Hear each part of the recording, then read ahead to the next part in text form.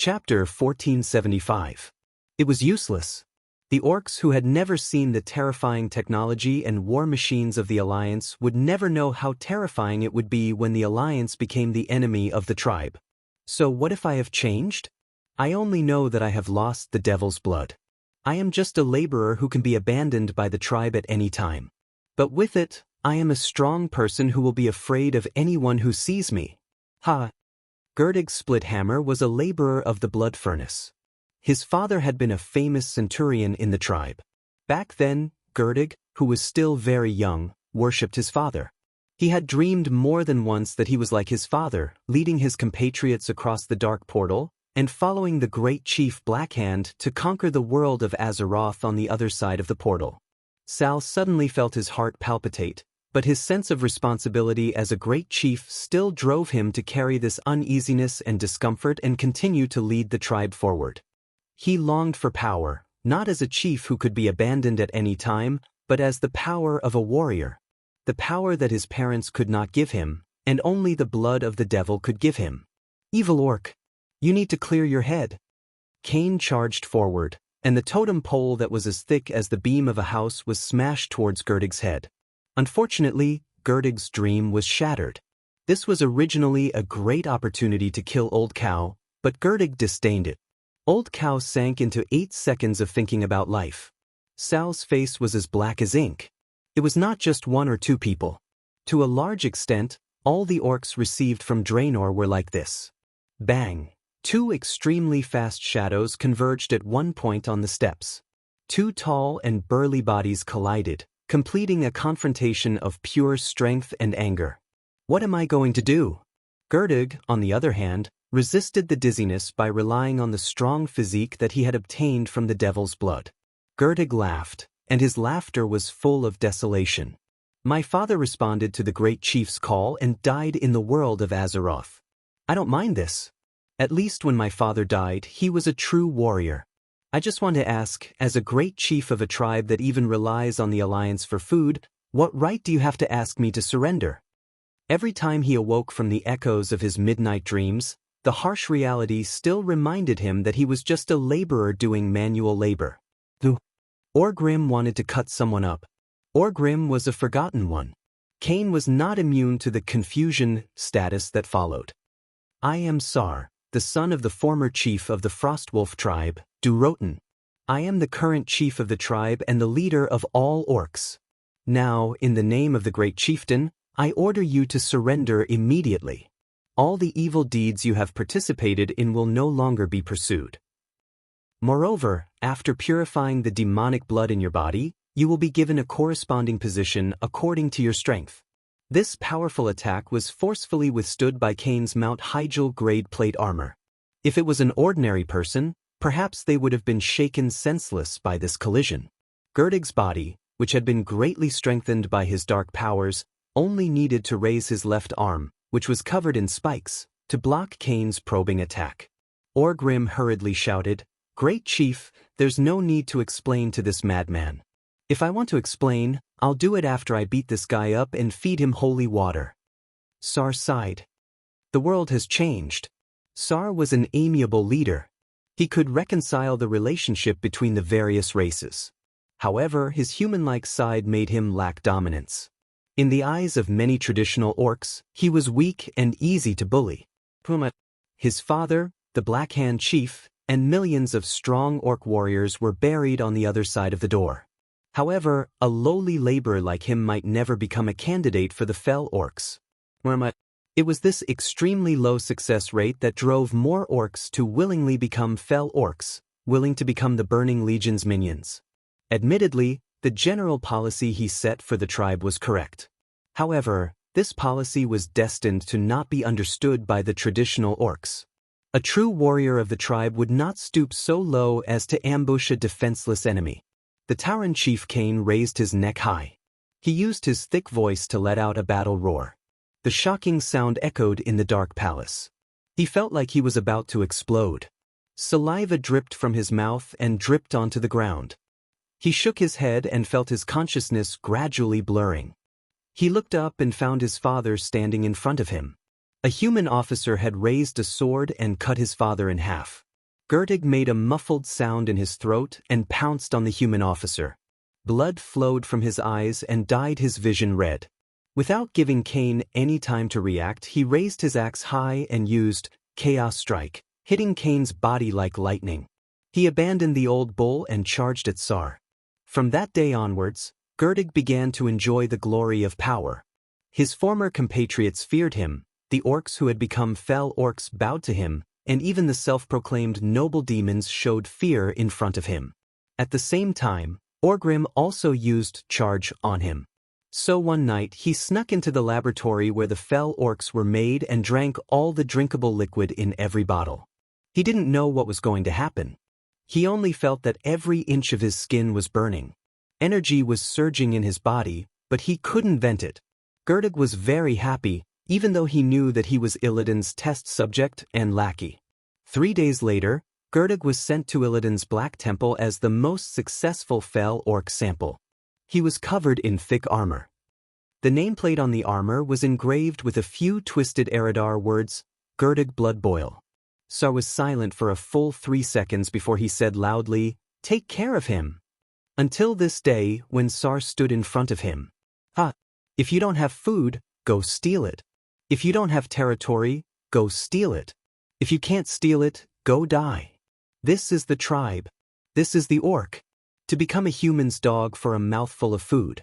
But this is not the tribe I know. His crescent slash drew a bloody red arc in the air and collided with Orgrim's weapon. Not everyone would fall into tragedy because of the forbidden power. There would always be people who benefited.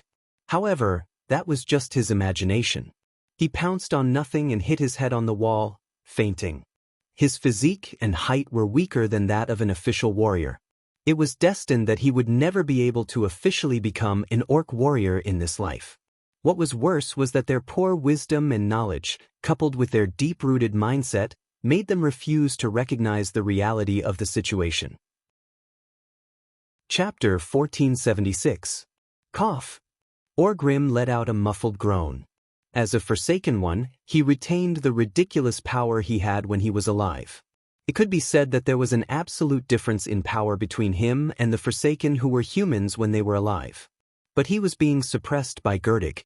Not only was he being suppressed, he was being beaten up. The warriors of the Horde were driven by their hearts of glory. They could be cruel and tyrannical, but they would never be despicable. Gertig, on the other hand, was different. As a laborer, he had no taboos when it came to fighting. He clearly had the upper hand in terms of power, but this guy was pouring power into his weapon in an attempt to suppress him. To be more precise, he was using evil acid breath.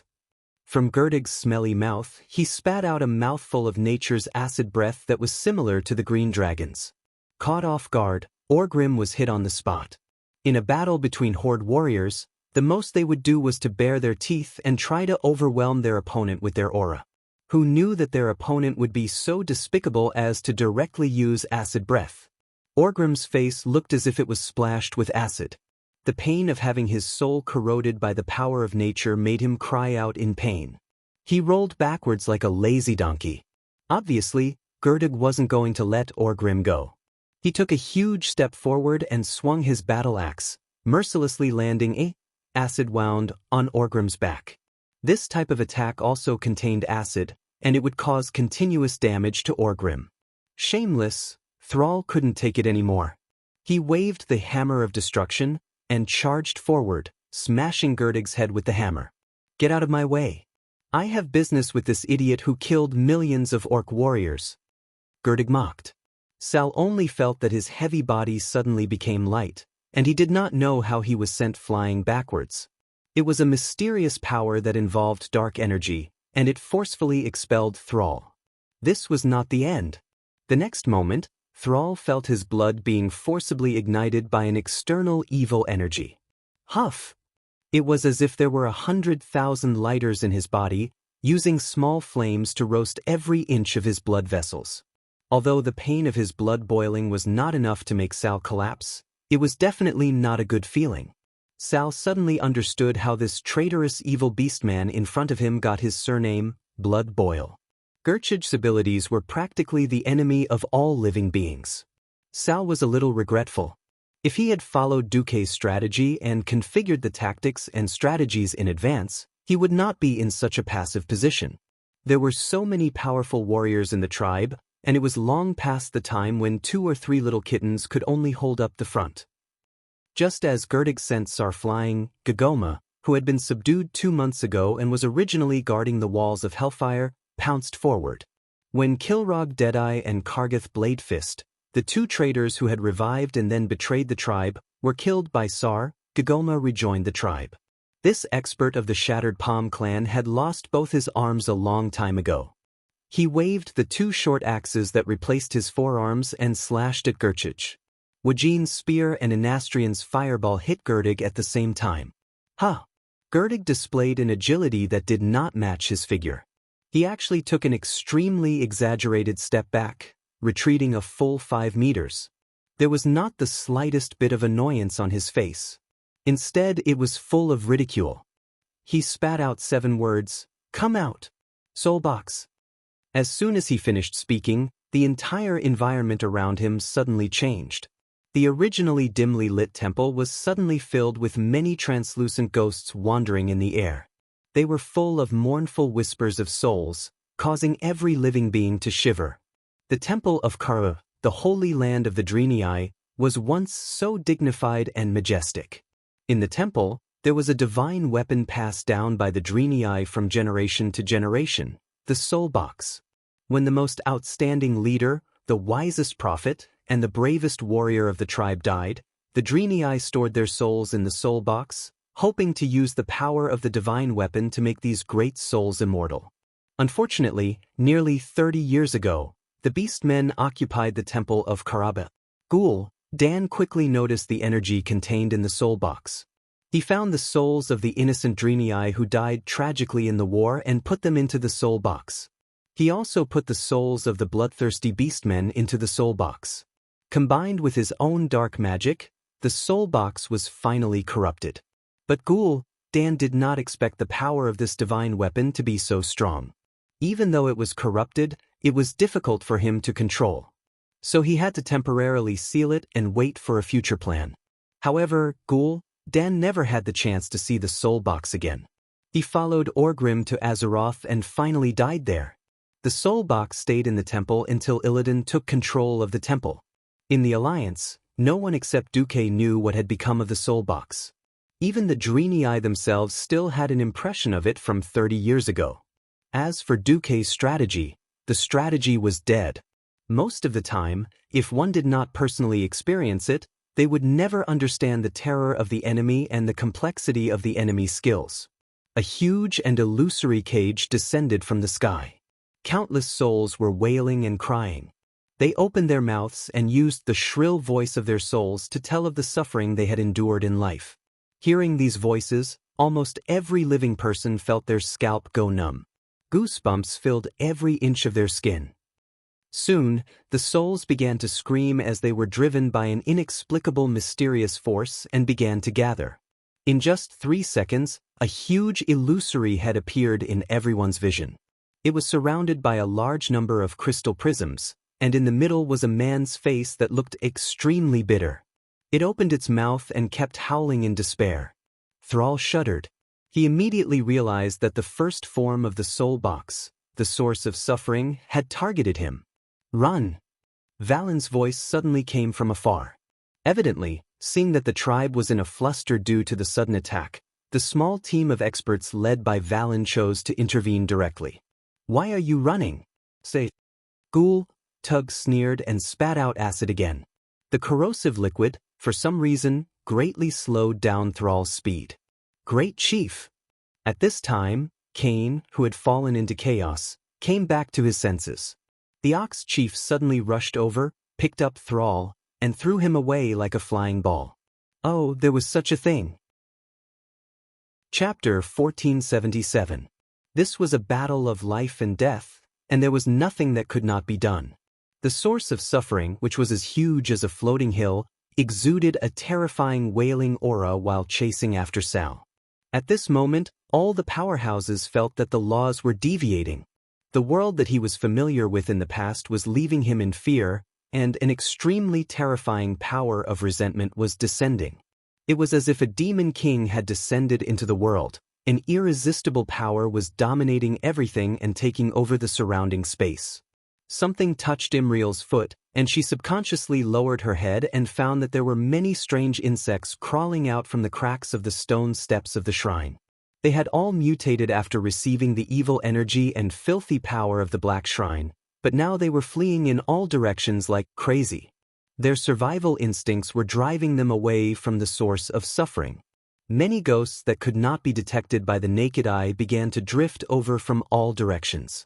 They also wailed and sobbed, and then rushed towards Sal and the others like moths to a flame. If Sal was still a pure warrior, he probably would not even be able to sense these ghosts. But ever since Sal went to Nagrand and obtained the legacy of the shaman, even though he was not proficient in the path of the shaman, he was no longer a warrior who only knew how to be reckless. After falling to the ground, Sal quickly got up. A strong electric current circled around his body. The strong electric current produced a subtle magnetic field, causing the pebbles on the steps to spin strangely on the ground. Some of the tiny gravel even floated up and circled around him. He swung the hammer of destruction, and a thick electric snake slithered out, and the power of thunder blasted out. Accompanied by the sound of thunder, the ghosts around him were swept away. Sal could deal with the ghosts, but he could not deal with the terrible power of the source of suffering. This was no longer an ordinary concept of power. This ability to forcibly change the characteristics of the surrounding space was already within the scope of the domain. Be careful. Its strength is no less than a demigod. After Wajin shouted, he was unluckily hit by the source of suffering's soul siphon. Although the power of the soul was no longer as unfamiliar as it was decades ago, the existence of the power of the soul was always difficult to deal with. That kind of soul absorption was even more painful than letting the body bleed. In addition to the pain of being tormented in a sea of flames and blades, he felt more exhaustion and weakness in all aspects. Willen made his move.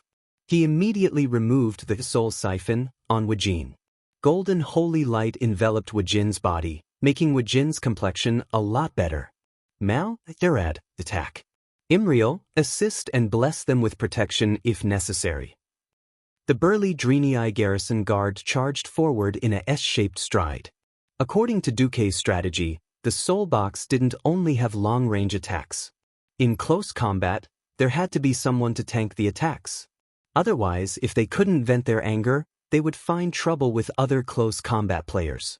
Imriel wielded his weapon as well, but his eyes were constantly scanning his teammates around him so that he could provide support if necessary. At the same time, she also took the time to cast King's Blessing on the powerful warriors of her tribe. Although she seemed reluctant, the Van Cleef father and daughter had already appeared near the chest of souls like phantoms the moment Merritt was on top of them. They measured the distance between them and slashed at the chest of souls as far as their daggers could reach. The daggers that had been blessed by the holy light looked full of golden light. It was a beautiful sight. Lilith also followed the strategy in the strategy. She locked onto the soul box from afar and unleashed a rain of arrows. Sal had a slight headache. He had to make a decision. When Duque and William were not present, he was the supreme commander of the Allied forces.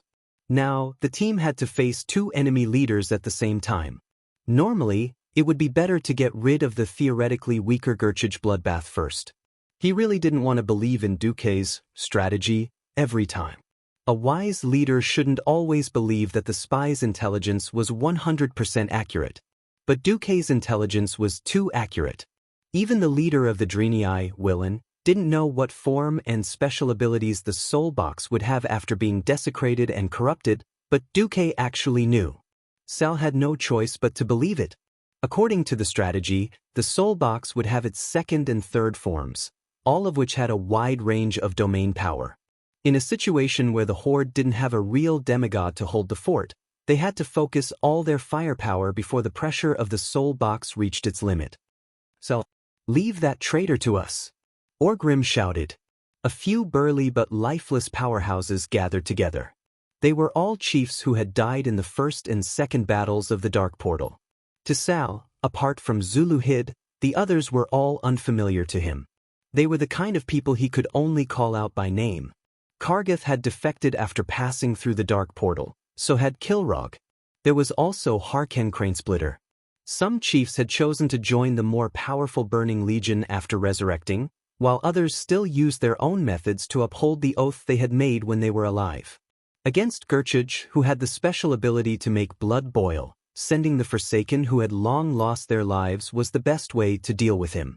The only thing that could cause devastating damage to these dead people was damage to the soul.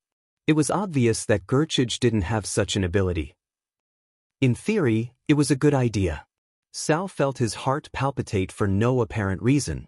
He didn't know why, but he felt a little flustered and absent-minded. Unfortunately, there was no time for Sal to hesitate. "I'll leave it to you guys. The rest of you, follow me to deal with the soul box." A leader's duty included making decisions in times of crisis. In order to concentrate their firepower, a total of 5 Forsaken warriors and Death Knights who did not receive any support charged at Gerdig. On the other side, even Anastrian, a powerhouse of the Forsaken, was drawn back to deal with the soul box. Fireballs as hot as the rising sun shot out from the Sun King's hands. Along with the flickering light, the fireballs that were as large as houses pierced through the darkness of the Black Temple and shot towards the soul box. Any souls that were touched by these highly concentrated fire elemental fireballs would explode like smashed watermelons, dissipating into the void. Everyone was focusing their firepower on the first form of the soul box, the source of suffering. From the looks of it, this aggregation of souls had weakened greatly, like a candle in the wind. At this moment, a cold and arrogant voice sounded out of nowhere. "Yo, looks like you guys are having a good time when I'm not at home." Chapter 1478. It wasn't until this mysterious voice appeared that the allies who were in the middle of a fierce battle finally realized something was wrong. The air was filled with an evil that was both familiar and unfamiliar to every strong man. It was as if they were suddenly in a different place. They were not in the hall of the Dark Temple of Draenor, but were suddenly pulled into the twisted void. On the square of the Burning Legion's new fortress, the most evil Void Lords stared at everyone with malicious eyes. The feeling of having all their strength and trump cards seen through caused every single expert to be shocked, and the fear in their chests was simply unsuppressible. Thrall felt ashamed because this feeling reminded him of his life as a slave gladiator. He was like a product that could be discarded at any time on the wooden platform, allowing the buyers below to point at him. But in the next second, Thrall quickly calmed down. He carefully looked at the guy who spoke. In this world, it was not the first time he had faced a blind night elf demon hunter. Coupled with the huge bat wings on the back of the newcomer and the typical pair of demon horns on his forehead, his identity was already 80 to 90% certain. Moreover, a demigod night elf with a pair of crescent moon-shaped weapons that seemed to be burning with green flames, there was only one. Illidan Stormrage, the shameless traitor of Azeroth who had defected to the Burning Legion again and obtained evil power by licking Jaden's boots. Whether it was Thrall or Orgrim, all the hot-blooded orc powerhouses were envious. Without exception, they all hated Illidan. Jaden used a conspiracy to turn the orcs into fell orcs to serve as cannon fodder for the Burning Legion. Jaden was despicably playing with the orcs, then Illidan was the most cruel culprit in enslaving the orcs. After failing to challenge Arthas, Illidan used a small teleportation portal to escape to the Outland. In the name of regrouping for the next attack on Arthas, he obtained the approval of Jaden and annexed Magtheridon and his subordinates. He magnified the suffering that Magtheridon had inflicted on the orcs countless times. In a few years, when the orcs under Illidan's command expanded to the peak, they claimed to have an army of 1 million. Although it was exaggerated, it was at least 700,000 to 800,000. The price was the deaths of millions of orc civilians. The orc clans that refused to join Illidan were all attacked. The captured orc warriors were forced to drink demon blood, and the old, weak, and disabled were slaughtered. Once upon a time, the orcs slaughtered the Draenei to the point where they could only survive in remote areas with harsh environments such as Zangarmarsh. Illidan did the same to the orcs. Basically, normal orcs could only be found in Nagrand. If it wasn't for the fact that the elemental creatures in the Nagrand area were particularly powerful, and that Illidan was too busy with his mysterious business to personally lead the expedition, there might not even be a single normal orc to be found in this expedition. If it was any other situation, Sardu would have been more than happy to have his army fight Illidan to the death. Not now. The other side had sent out 2 chief-level big shots at the same time, pressuring the powerhouses on this side to the point of suffocation. Not to mention the sudden appearance of the demigod Illidan. Thrall turned his head abruptly and met Wayland's eyes. Both parties nodded in unison. Gruul! Holy light! Punish it! Thrall's ultimate move was to call his underlings. He didn't let the dragon slayer Gruul enter the Black Temple because his body was too large. Once he entered, the predecessor of the Black Temple, the Temple of Karaba, which was extremely precious to the Draenei, would no longer exist. Wayland, on the other hand, emitted a bright golden light. He wanted to use all the power of holy light in his body to directly destroy the soul box.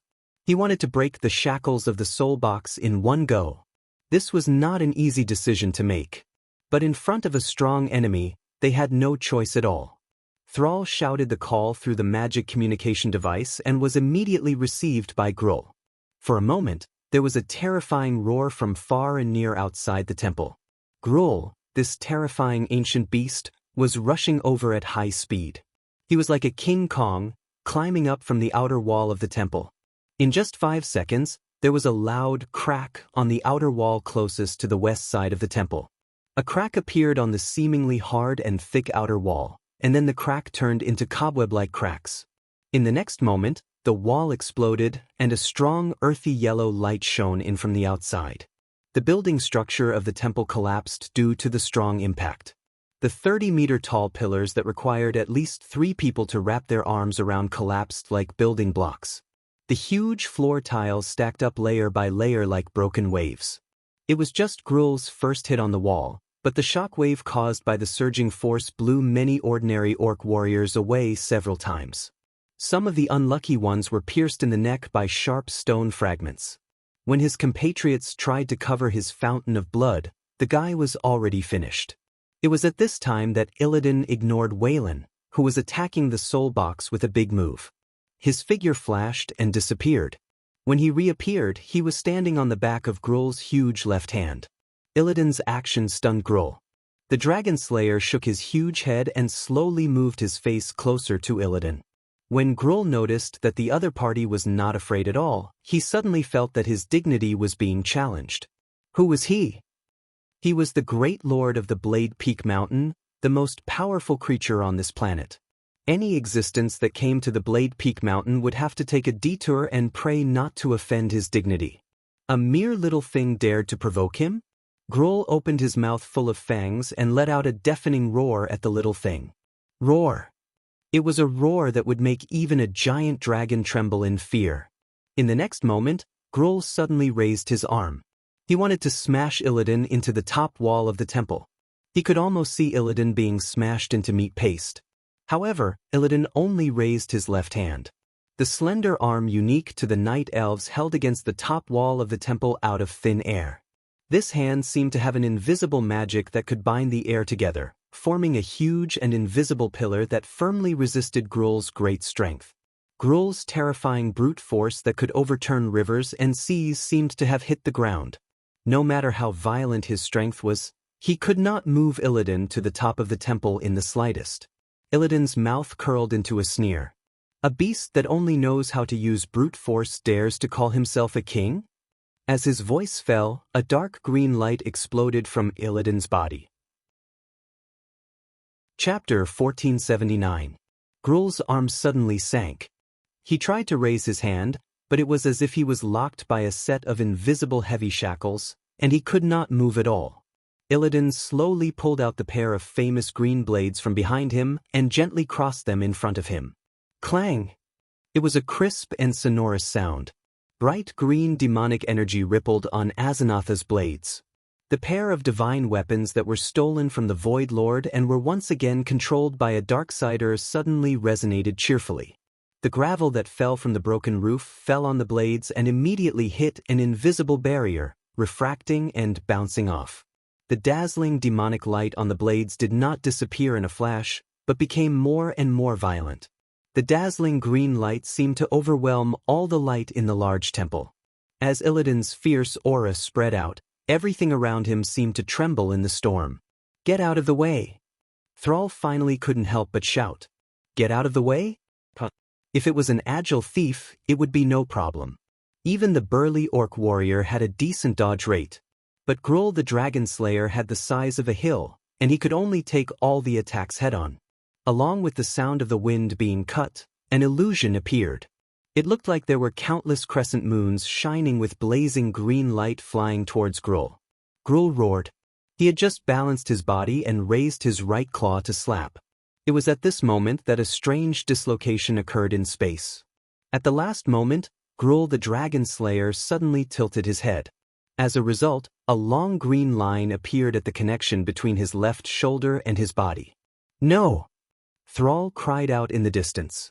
Gruul was a peerless powerhouse that he had spent a lot of money to bring into the tribe. Although this kind of method of relying on outsiders was a bit unreliable, in order to gain more voice in the communication with the Alliance, the existence of a demigod powerhouse was necessary. Even if Gruul was only a demigod and not a real demigod. Now, Gruul was obviously going to suffer a big loss. Because behind Gruul's arm, the extension of the green line could be clearly seen on the thick outer wall of the temple.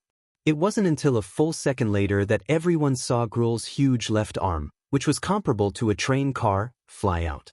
His arm spun in the air for about 5 or 6 times before finally crashing down onto the battlefield below. The arm that was chopped off fell in the middle of a group of tribesmen. Like a landslide, the arm that was half flesh and half rock crushed dozens of tribesmen at the bottom into meat paste. His arm, which had not yet dissipated, was still rolling out, instantly flattening the tribe's formation. Countless warriors of the tribe had their bones broken from the impact and died on the spot. The tribal warlords who were commanding the battle below stared at this scene dumbfounded. Their impression of Gruul's invincibility collapsed in just a few seconds. This was not the end. When Illidan's dual blades of Azzinoth cut off Gruul's arm, suddenly, a rustling sound came from above and below the hall. It was as if something was breaking. No, it was no longer breaking, it was simply collapsing. The people in the fierce battle couldn't help but look back. The half of the temple hall closest to the outer wall suddenly split along the green line that Illidan had cut out. The side that was not connected to the foundation or supporting pillars, along with Gruul, who had lost his balance, fell down with a rumble and instantly fell to the flat ground near the entrance of the temple, causing even more terrifying secondary damage. Gruul was not dead, and his exasperated roar informed them of the fact. It was obvious that Gruul would not be able to participate in the battle in a short period of time. At this moment, everyone finally had a relatively clear understanding of the strength of Illidan, the king of the Outlands. No one present was a match for Illidan. For a moment, the air was dead silent. Illidan's figure flashed at high speed, and with just a few movements similar to a mage's blink, he had already arrived in front of Thrall. He could clearly feel that Thrall, who was holding the hammer of destruction, was trembling slightly. Illidan tilted his head and opened his mouth, which was also full of sharp fangs, to reveal a cruel smile. "Great Chieftain Sar of the Orcs, huh? You're not bad. I'll give you a chance to lead the entire tribe to surrender to me and become my slave. That way, I can forgive your sin of messing around with my fortress." In Thrall's eyes, only Illidan's aggressive purple-blue face and his menacing fangs could be seen. At this moment, he could no longer feel the loss of the Dragon Slayer Gruul. All he had in his heart now was fear of Illidan's overwhelming strength. But Thrall had never been a timid person. Otherwise, he wouldn't be the leader of the tribe. He took a deep breath into his lungs, used all his strength, and roared out. Classic. The reason why it was a classic. It was because the will and belief contained in it could not be replicated. 9 years ago, in the face of the powerful alliance, Thrall led the enslaved orcs to break free from the cage and break the shackles to gain freedom. 9 years later, in the face of Illidan, Thrall still had no reason to betray the freedom of his compatriots. If this hammer fell, Thrall himself might die. But life and death had never been Thrall's first consideration. All he had to do was announce an answer, the answer of yearning for freedom. The flames of the hammer of destruction illuminated half of Illidan's face. The evil face still vaguely retained the outline of the handsome night elf from 10,000 years ago. But at this moment, Thrall's behavior made Illidan feel humiliated. Because Thrall had chosen a difficult path that was the same as his, but the opposite, direct resistance. Then die. The waving Azanatha's dual blades looked like a green circle that kept spinning around Illidan. This circle easily avoided the heavy hammerhead and approached Thrall's neck at a faster speed. At this moment, a huge figure forcibly inserted itself between Thrall and Illidan. Ah! Thrall's eyes widened in shock. In his bell-sized eyes, in his field of vision, the figure that he once lost and once again regained, that incomparably familiar figure was split in half in front of him. Orgrim? No. Chapter 1480. In the original history, Thrall was only the inheritor of Orgrim's will. In this life, Orgrim was more important to Thrall. He was also Thrall's life mentor. When Thrall lost Orgrim for the first time outside the Dalajan city, Thrall was heartbroken and regretted for a long time. Orgrim returned as a dead person, and Thrall was secretly happy for many days and nights. After losing something once, he learned to cherish it more. Because in the entire tribe, only Orgrim understood Thrall's heart the best, and could stand in Thrall's perspective and think for the tribe.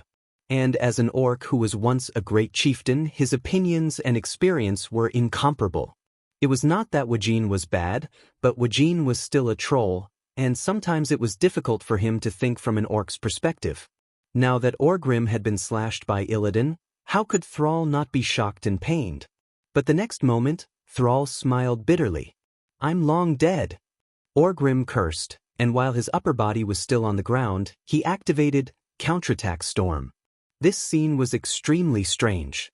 Orgrim, who only had half his body left, actually used his warrior skills in mid-air to hit Illidan's hammer a few times. Illidan retreated and held Azanatha's dual blades 10 meters away. With an amused look, he watched Orgrim fall to the ground and continue to jump. At this time, everyone realized that as a Forsaken, as long as the core of his soul was not damaged, it was impossible for Orgrim to die again. If Orgrim did not mind, he could just find a suture line to sew his body back together and continue to fight. Before Thrall could finish his joy, Illidan was unhappy. He spat on the ground. "What a filthy and annoying trait. Since you're dead, just obediently become my power." Illidan's left hand put away his weapon into his portal bag, and then his empty palm suddenly stretched forward. A green ball of evil light floated in midair, and the swaying green light reflected the indifferent expression on the self-proclaimed Lord of the Outland. At this moment, the black cloth covering the upper half of his face could no longer hide the empty eye sockets under the black cloth, because the dark green flame of the netherworld was burning in the eye sockets like the flames of the netherworld. A bright light shone through, making Illidan look even more eerie and terrifying. It had to be said that the Van Cleef father and daughter were very brave. When Illidan jumped out, they made the decision to temporarily give up on the soul box and attack Illidan. Unfortunately, they did not succeed. A purple aura enveloped Illidan, causing their blades to bounce away before they could even touch him. One of the 4 members of the Illidari Council, Gathios the Shatterer, who had the skills of a paladin, cast a protection blessing on Illidan, making him temporarily immune to physical damage. The other 4-man party, the Night Elf Thief Wireless Deep Shadow, used Shadow Step to get close to Edwin Van Cleef. With a few stabs, he forced old Van Cleef to give up on Illidan and fight Wireless. No one could stop Illidan. The light ball on his left palm was dissipating bit by bit in his palm. Before everything around him returned to darkness, another existence that had been temporarily ignored suddenly erupted. Woo-woo! Following the indistinct wails of the soul box began to flash with a strange radiance. A purplish-black vortex emitting a terrifying aura opened above the soul box. The vortex spun rapidly. At first, no one felt anything wrong. Soon, everyone knew who this vortex was targeting. Ugh. Orgrim, who was still alive, suddenly had his soul leave his body. A green soul that looked exactly like Orgrim flew out of the remaining half of his body under the absorption of the soul vortex. Before anyone could react, it was sucked into the soul vortex. In less than half a second, everyone realized that the face of the soul box, the source of suffering, had changed into Orgrim's face. The former great chief closed his eyes, opened his mouth full of fangs, and kept roaring in a barbaric orc style.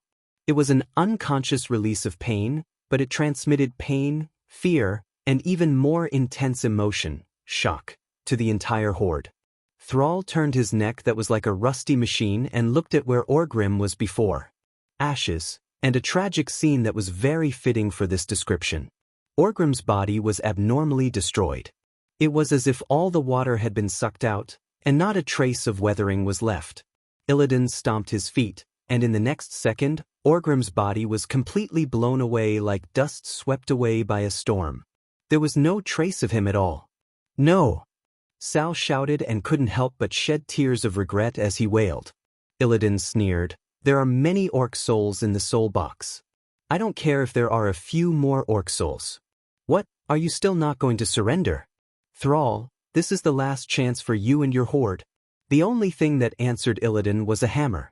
It was as if a volcano had suddenly been thrown at them. Illidan's face turned cold. "You're asking for it?"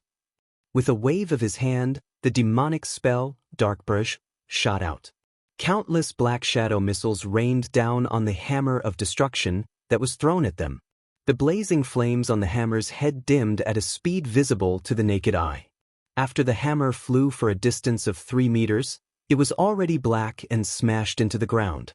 From the looks of it, this famous hammer was no different from an ordinary iron. The horde masters were angry. They went berserk. They gave up their target and rushed at Illidan. They wanted to tear this evil demon who dared to provoke their great chief and trample on the dignity of the entire horde into pieces. What a pity! The difference in strength could not be made up for with courage. Shadow impact. This extremely exaggerated shadow attack easily sent all the horde warriors within 100 yards flying.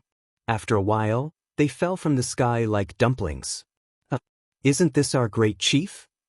Gertig yelled as he walked to Thrall, who was lying on the ground. He lifted Thrall up with both hands. Because of the dark energy transformation, his body was even bigger than the already burly Thrall. Gertig looked at Illidan. "My master, you don't mind me torturing him, right?" Illidan nodded mockingly. The power of blood boil entered Thrall's body, and the dizzy Thrall screamed in pain. Imriel, who was holding the soul box, could not help but want to say something. Suddenly, she heard Vanessa's voice. "Calm down. Master is here." Chapter 1481. Shameless bastard, even if you gain power, you are still scum. Despicable bastard. Let go of your claws. It was a handsome voice. A formless voice could not possibly be described as handsome. But hearing this voice, it naturally reminded people of those handsome men who brought disaster to a country, affected the employment rate of single dogs, and made more girls have unrealistic fantasies. Behind Gertig, a fiery red figure suddenly jumped out, using his emerald eyes that seemed to be carved out of the finest jade to stare at the rebellious orc. His tone easily reminded people of those holy knights with an excessive sense of justice. Unfortunately, the fire element that surrounded his body was so dense that it was almost tangible, allowing bystanders to understand that this lord had nothing to do with clergy. Then, around this fiery red figure, countless flashing red lights appeared. Those were pieces of rubies that seemed to be the most magnificent ornaments. No, after a closer look, one would be surprised to find that all of the rubies were actually particles of extremely concentrated fire element. Rather than saying they were like rubies, it was more like the feathers of a phoenix. Every sharp feather pointed at Gertig, the fell orc who was in a crazed state of thirst for power. Undefeatable, Gertig did not even need to think about it. His instincts told him that this male elf in front of him, who was more beautiful than a woman, was undefeatable. That was not an ordinary powerhouse. It was obvious that this fellow had stepped into the realm of gods. Fighting with such a fellow was stupid in itself. He could not defeat him. Gurdig was indeed cruel and tyrannical, but that was based on the fact that his strength was superior to his opponent. Perhaps he had killed many people, and many enemies that seemed strong. Unfortunately, deep down, he was still that orc laborer full of contradictions. Almost immediately, he wanted to find his own people to take the blame. Unfortunately, there were not that many powerful, his own people, who were free. A dazzling wave of thunder and lightning, like a roaring dragon, suddenly exploded in the temple. A red-haired female Naga with a swaying snake tail, 6 arms, and a standard high elf head appeared. With a single chain lightning, the 4 members of the Illidari Council were forced to jump over the wall. On the other side, a tall and skinny figure appeared, repelling the soul casket with one move. The blazing flames scattered the source of suffering. At this moment, the soul box began to reorganize itself and entered the second stage. Illidan's expression was ugly. His teeth, which were as sharp as a shark's fangs, were grinding against each other. When he saw the face of the person who had suddenly appeared, he could no longer maintain his arrogance as if he was standing above the clouds and looking down on all living beings. He became more like a mortal. After Illidan's aggressive first note, it was followed by a deflated note that sounded like he was falling off a cliff. Duque had never thought that one day he would hear a word or a syllable that contained such rich emotions. Originally, Duque wanted to show off a little and ask Illidan if he would choose to forgive her. He also wanted to compare what Illidan had in common with Mario's Luigi, the Teenage Mutant Ninja Turtles, Teemo, and Guan Yu.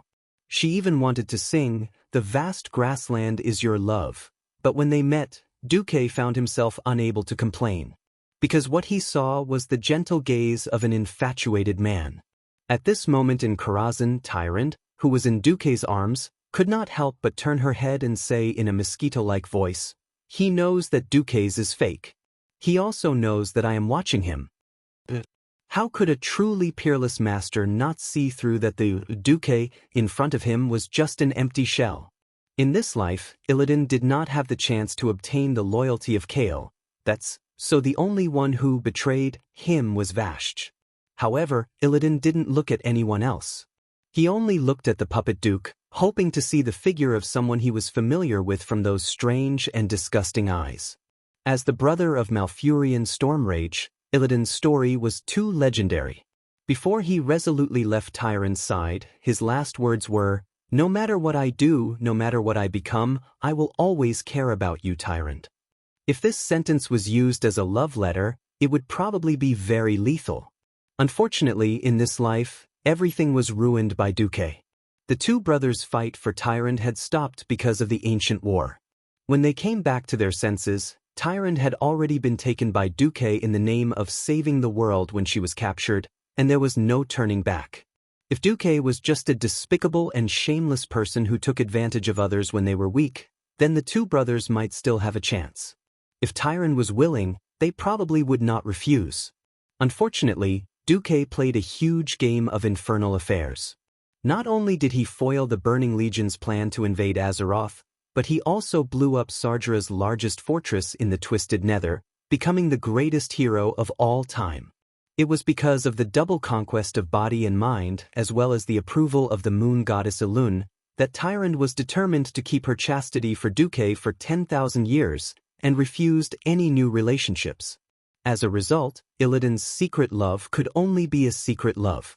The first and most beautiful love ended before it even began. Just like in history, if Malfurion had taken Tyrant, perhaps Illidan would have been even angrier. But if Duque had won the first prize, Illidan surprisingly did not find it so hard to accept. At least this was not the double blow of family and love. After all, Duque's performance in that battle was even more outstanding, and he had achieved something that he could only look up to. However, acceptance was acceptance. When it came to the Burning Legion, Illidan had a completely different view. On the other hand, Duque was also quite conflicted. Just by looking at Illidan through the endless nether on the magic mirror screen, Tyrant's emotions were already a little out of control. After saying that, Tyrant fiercely kissed Duque a few times. Duque, if it's possible, and I'm saying if you really have that luxury, please give Illidan redemption. As she said that, Tyrant forcefully squeezed her body against Duque's chest.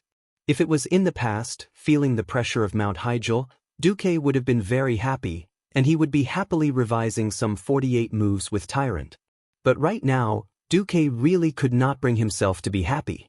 Redemption? This was a phrase that only people who had fallen into evil would use. If Duque remembered correctly, Illidan was playing infernal affairs at this time. Chapter 1482. Illidan had disappeared for so long, even abandoning his base. He must have gone to one of the bases of the Burning Legion, the home planet of the Eridar people, Argus. What was worse was that because Du had already played dirty 10,000 years ago and caused Sargeras to bleed, Illidan wanted to play dirty. It was more than twice as difficult.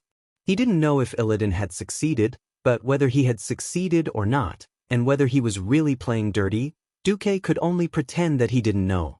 Once he was exposed, Illidan, who was probably a good comrade working behind the enemy lines, would be destroyed. Sigh. Duque sighed softly and hugged Tyrant's waist tightly. Their chests were pressed against each other, and they could clearly feel each other's heartbeat. The end of a true fallen is destruction. Only those with kindness in their hearts have hope of salvation. Hearing Duque's words, Tyrant couldn't help but look into the room. From the start of the attack on the Black Temple, Duque had moved Karazhan's command center to the elemental mana pool at the top of the Mage Tower. The mana pool was like a 5-man football field.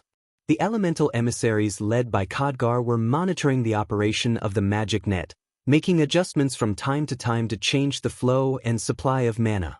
At the side of the field was the command center where Duque and Tyrant were. Although the room was very comfortable, with a desk and a bed to rest on, this was undoubtedly the core of Karazhan's control. All the large mana circuits were located in the command center. From here, Tyrant could see the few elemental emissaries in the elemental pool. Thaddeus, who had been turned into a monster-like construct by the cataclysm, was no longer a living person, but he could still smile and live on as an elemental creature. Sapphiron, the bone dragon that had once brought death and destruction to Azeroth, was now performing his duties gracefully. Black Witch Farina, who had once been a vicious woman, was now obedient like a little wife who would only be bullied, helping Khadgar. There was also Onyxia, the infamous little female dragon, who seemed to have completely accepted her identity as a mount. She was willing to let Duke ride her day and night as if she was in danger. When Duque didn't have time to care about her, she would either stay in her room full of gold coins and sleep soundly, or, like now, she would gracefully put up her orchid fingers and gently sip the warm black tea. Of course, the entertainment program that the Black Dragon Princess watched to kill time while drinking tea wasn't anything good. Watching the various creatures that invaded Karazhan through the cracks in space being crushed by the Einherjars of Karazhan was her favorite hobby. Tyrant thought of the Kiraji twin emperors who were still at the front lines, Prince Kael, that's who had been labeled a traitor, and Vashj who had recently returned. Tyrant suddenly felt a lot better. So many fallen and terrible people had found redemption after meeting Duque. Perhaps Illidan could too. Duque could clearly feel that Tyrant's body was no longer tense. The High Priestess was as soft as water when she relaxed. Duque smiled bitterly. Many things were happening in Karazhan, but the Black Temple didn't stop either. Kael, that was able to defeat Gurdig in a single exchange.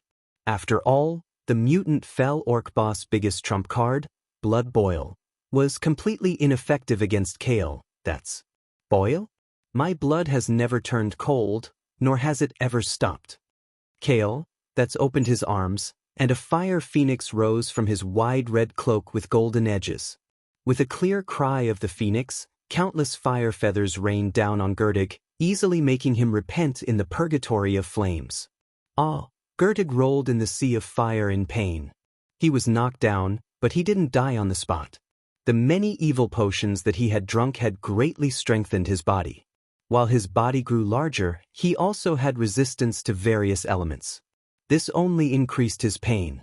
Just 2 meters away, Thrall watched silently as Gurdig walked towards death, but didn't try to stop him. Every true orc would despise this guy who had blasphemed the bravery of the orcs and blasphemed the most precious tradition. The soul box fell into silence. Perhaps it would enter the second stage in a minute or two. At this point in time, the battle stopped. Illidan didn't move. The 4 members of the Illidari Council were being suppressed by Vashj, but after Kale, that's took care of them, Vashj didn't attack the 4 ruthlessly. The 4 used to be Kaizi's subordinates: Gathios the Shatter, Zarever the high-level mage, Duchess Mayland, and Weirlis Deep Shadow. When Kale, that's appeared in front of them again in a tyrannical manner, their faces didn't look good. Originally, the Illidari Council was established by Kale, that's. The role of the council was to manage the Black Temple for Illidan and deal with the various daily affairs of the Black Temple. This included, Gathios was responsible for the food supply of the fell orcs in the Black Temple, Zarever was responsible for the magical energy supply of the Blood Elves in the Forbidden Palace. Mayland was responsible for the management of the demons in the Black Temple. In this life, because of Duke's intervention, Kaizi's fate took a turn. He was no longer the Blood Elf Prince who betrayed the Alliance. In addition, Kaizi had long been exiled to the Dalajan, so his demonic addiction was the least. In this life, he came to the Outland as an Alliance expeditionary force. When his demonic addiction was at its most severe, Kaizi used a method of letting it go. The most severely addicted went to Shotrath City to become an astrologer. The most physically addicted ran to Illidan, begging for the power of dark energy to satisfy the emptiness of their body and mind. Using dark energy to satisfy their demonic addiction was like drinking poison to quench their thirst. But these blood elves couldn't control themselves at all, so they could only bite the bullet and agree. As fate would have it, in the end, it was because of these 4 that they were chosen as members of the Illidari Council. Illidan had also suspected that the Illidari Council's role was to play spy on Kaizi, to have these guys come to spy on him and report his every move to Kale, that's. But regardless of whether these Blood Elves' defection was Kale, that's conspiracy, or an arrangement with ulterior motives, the conceited Illidan didn't care. He never took these Blood Elves seriously. If he wanted to, he could destroy Kale, that's and his entire Blood Elf race at any time. Moreover, he really had no one around him that he could use. Interestingly, at this moment, when the 4 of them saw their former master, their awkward expressions showed that they had really come to seek refuge with Illidan. Chapter 1483. Kale, that was still the half-baked commander who had lost contact with his home planet and was in an awkward position and could not solve his subordinate's demon addiction, then Illidari and the others could just abandon Kale, that's. Aside from good and evil, this was a typical example of people going to higher places. But now, Kaizi had the aura of a king returning. It was obvious that Kale, that's had used some way to temporarily merge his mount, the phoenix named Ao, into his body, and obtained most of the power of this phoenix that had just entered adulthood. Compared to the Dragon Slayer Gruul, this was also a demigod body, even if there was a time limit. Under normal circumstances, Kale, that should not have played his trump cards so early. However, the Alliance's cards were stronger. Vashj, recognized as the strongest among Illidan's subordinates. This wasn't a matter of selection, but a matter of fighting. When Illidan was in control of the Outland, Vashj, Magtheridon, and Mother Shiraz all seemed to be in this position. Vashj defeated 2 other strong people before she proudly ascended to that position. No one thought that Illidan's strongest force would betray him just like that. And it was the most thorough kind. He and his subordinates rebelled together. When Illidari and the others heard the news, they were so angry that they wanted to vomit blood. Especially when they saw Vashj use their water pump to pour water into the Moon Shadow Valley and drown a part of the Black Temple, the 4 of them almost collapsed. They did not know if it was lucky or not, but just when the 4 of them thought that the Black Temple could not hold on, Illidan rushed back. This kind of twists and turns was too much for the eyes to take in. On one side was the powerful Illidan. On the other side was the even more mysterious weave demigod Duke Marcus. No one knew who the winner would be. Almost as soon as Kale, that's appeared, Illidan felt the 4 of them waver. Illidan sneered, but did not say it out loud. In his eyes, the deciding factor was always the small group with the strongest power. As long as the final winner was him, then all problems would be solved. He needed to use the Illidary Council to do chores for him, and he also needed to make the four of them think that he still trusted him. Although the lack of absolute loyalty from the four of them made him a little uncomfortable, so what? After being in the Burning Legion for so long, he no longer believed in the concept of loyalty. As long as he had the strength, even the most ferocious demon would obey his orders. It was because of this that he allowed the council to continue to exist, which was filled with inner conflicts. However, he was very interested in what would happen to these four fellows who were the chess pieces of both sides. Perhaps only the goddess of destiny herself knew. After a short confrontation and awkward silence, Illidan grinned as if he was laughing. "Duke Marcus, you're quite famous. What, you want to beat me, Illidan Stormrage, with just this doll you brought?" Being mocked by Illidan, Duque was not angry at all. He did not expect Mark Dooku, who had limited mana output, to defeat Illidan. "Facing me is better than facing Tyrant or Malfurion, isn't it?" Duque's words deeply provoked Illidan. One could clearly see the muscles on this legendary figure's face slightly trembling. Duque added, "Furthermore, you're underestimating the Alliance's strength." Mark Dooku opened his arms. Beside him, two giants as tall as towers immediately took a step forward. The Kiraj twin emperors, genuine demigods who could exert demigod-level combat power with the support of the magic net. They stood 5 steps away from Duke on the left and right. Kale, that's turned into a ball of flame and appeared on Duque's left in a flash. Vashj smiled charmingly, swaying her snake tail in a beautiful rhythm, and stood on Duque's right side. You could say that Duque was arrogant, but you could also say that Duque was showing off. "I'm just a little brother, strong and numerous, with 4 demigod subordinates. Do you have that?" Although the twin emperors were more dependent on the weave, Vashj and Kai-Z were strong people independent of the weave. Duque's face was full of anger, and even a little arrogant. "Call your master, kill, Jaden, over, or you'll lose." Duque had such a confident expression on his face. This was not a simple bluff.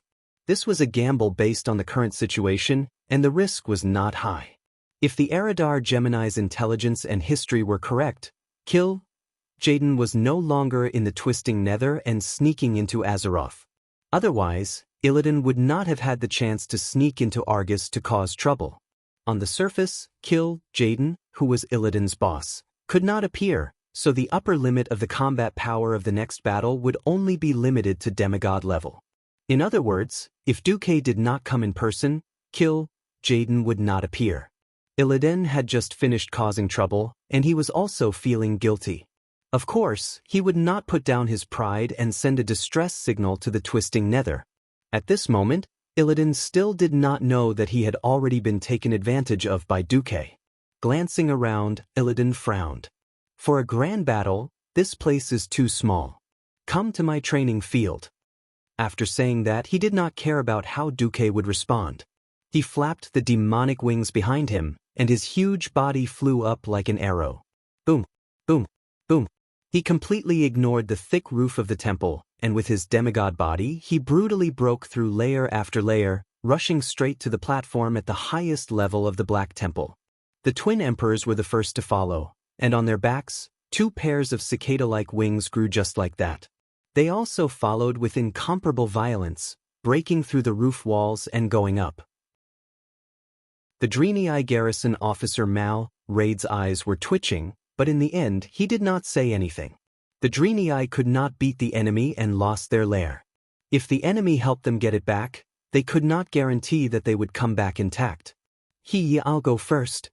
Vashj greeted Duque, tilted her head slightly, and licked her flame-like red lips with her nimble little tongue. This was a secret signal that only she and Duque understood. Duque waved his hand in annoyance, sending her away first. Vashj chuckled and summoned a thick water column. It followed the big hole that the demon King Vec lore had broken through, and under the impact of the water column, it flew up. There was only Kale that's left on the scene. The Blood Elf Prince was a little hesitant. Instead, it was Duque who spoke first. He crossed his arms over his chest and said with a slightly contemptuous tone, "The four of you can forget about it. There's no point in continuing to fight. Illidan will not believe in your loyalty even if you fight. If you stop and reduce our troubles, at least after we win, I will spare you once for Kael's sake. Remember, your fate is only decided by the victor." Chapter 1484. Duque's words definitely hit the nail on the head. In the original version of history, the Allied forces attacked the Darkness Temple after defeating Vashj and Kael, Illidari and the others, who thought that they had lost their master, chose to stand on Illidan's side and fight the Allied forces to the death. However, Kael, the master that they had sworn loyalty to, was standing here, and they had only turned to Illidan because they couldn't resist the demon addiction. With the amnesty of Duque, the number one person in the alliance, it would be a lie if they didn't feel relieved. Kael, also let out a long sigh of relief. "Duque, thank you." Kaisi in this life was good at everything, except that he was too soft-hearted. Duque waved his hand, and Kaisi immediately understood. His private mount, Phoenix, immediately jumped out, chirped happily, and rushed straight up with Kaisi on its back. On the other side, the soul box seemed to have completed its transformation. It had entered the second stage, the source of desire. Duque looked around and said, "Thrall Willen, I'll leave this to you." Thrall had already stood up, and his face was very dark. If the soul box was just an enemy that could be fought or not fought before, it had now become a target that Thrall and the entire horde had to defeat. Whether it was out of brotherly love or the principle of the shaman doctrine of souls returning to the earth, Thrall and the horde couldn't let Orgrim's soul suffer in the soul box. Thrall also realized that such a powerful Illidan wasn't something that the horde could deal with. Focusing on dealing with the soul box was what the horde could do now. Thrall nodded heavily in response to Duque's words. Duque, who was in Karazhan, peeked at the situation on the other side. The shadow of Akama was easy to deal with. Now, Varian was leading the Alliance's horde to fight the six-armed demon matriarch, Shiraz. It could be said that the battles in all parts of the Darkness Temple were at a stalemate. In the temple, Duque raised his hand, and a winged figure suddenly appeared. She was Shatura, the head of the Zerg in the Outland. Duque lifted his chin at the four of them and waved the things in his hand. They were a few bottles of high-purity Sunwell water. This scene caused the breathing of the four people to quicken. While dark energy could temporarily alleviate the demon addiction, but how could the dark energy that was converted from the souls of the earth be as pure and efficient as the water from the Sunwell? Duque smiled. "My promise is valid. As long as you don't help each other before we decide who's the winner between us and Illidan. The Alliance will accept you again, and they will not hold it against you for defecting to Illidan. Remember, Illidan's last name is Stormrage. Blood brothers, broken bones, connected tendons. Back then, Illidan had courted death in front of the Night Elves and deserved to be executed. But in the end, Malfurion still used his influence to sentence Illidan to life imprisonment. Just because Illidan was Malfurion's brother and Tyron's unlucky childhood friend, Duque could not kill Illidan. Moreover, as a transmigrator, Duque knew that Illidan's heart was in the enemy camp, and it was very likely that he was the legendary son of light and darkness. After intimidating the four people for a while, the four people silently took a few steps back and stood a certain distance away from Shachla. Duque nodded, and then he flashed to the top of the temple. Blink could not flash into the air, but the floors of the temple were the best stepping stones. When Duque arrived at the highest floor, he was shocked to find that Illidan was King unparalleled. The twin blades of Azzinoth, the symbol of the ugly original sin, were spewing the flames of hell, and the green dark energy was dazzling. This was clearly more than two. On the other hand, on Duque's side, after watching for a few seconds, Duque only had one sentence to say, "What a shame, let's leave the group." Illidan was unparalleled, and Duque's side had 3.5 demigods, and they were actually beaten like dogs. Illidan's high agility and speed was one reason, but more importantly, the four of them seriously lacked coordination. The attack speed of the Sword Sovereign's Karaji Emperor sword was too slow. This was not a game where one would forcefully lose HP. Originally, the sword's sovereign swordsmanship was barely acceptable, but in front of a fierce person like Illidan, it was nothing. Thinking about it, Queen Sylvan could dodge in front of him, so naturally, Illidan could too. After discovering that the twin emperors had the same HP, Illidan did not even bother with the demon sovereign. After all, Illidan was better at swordsmanship than his magic.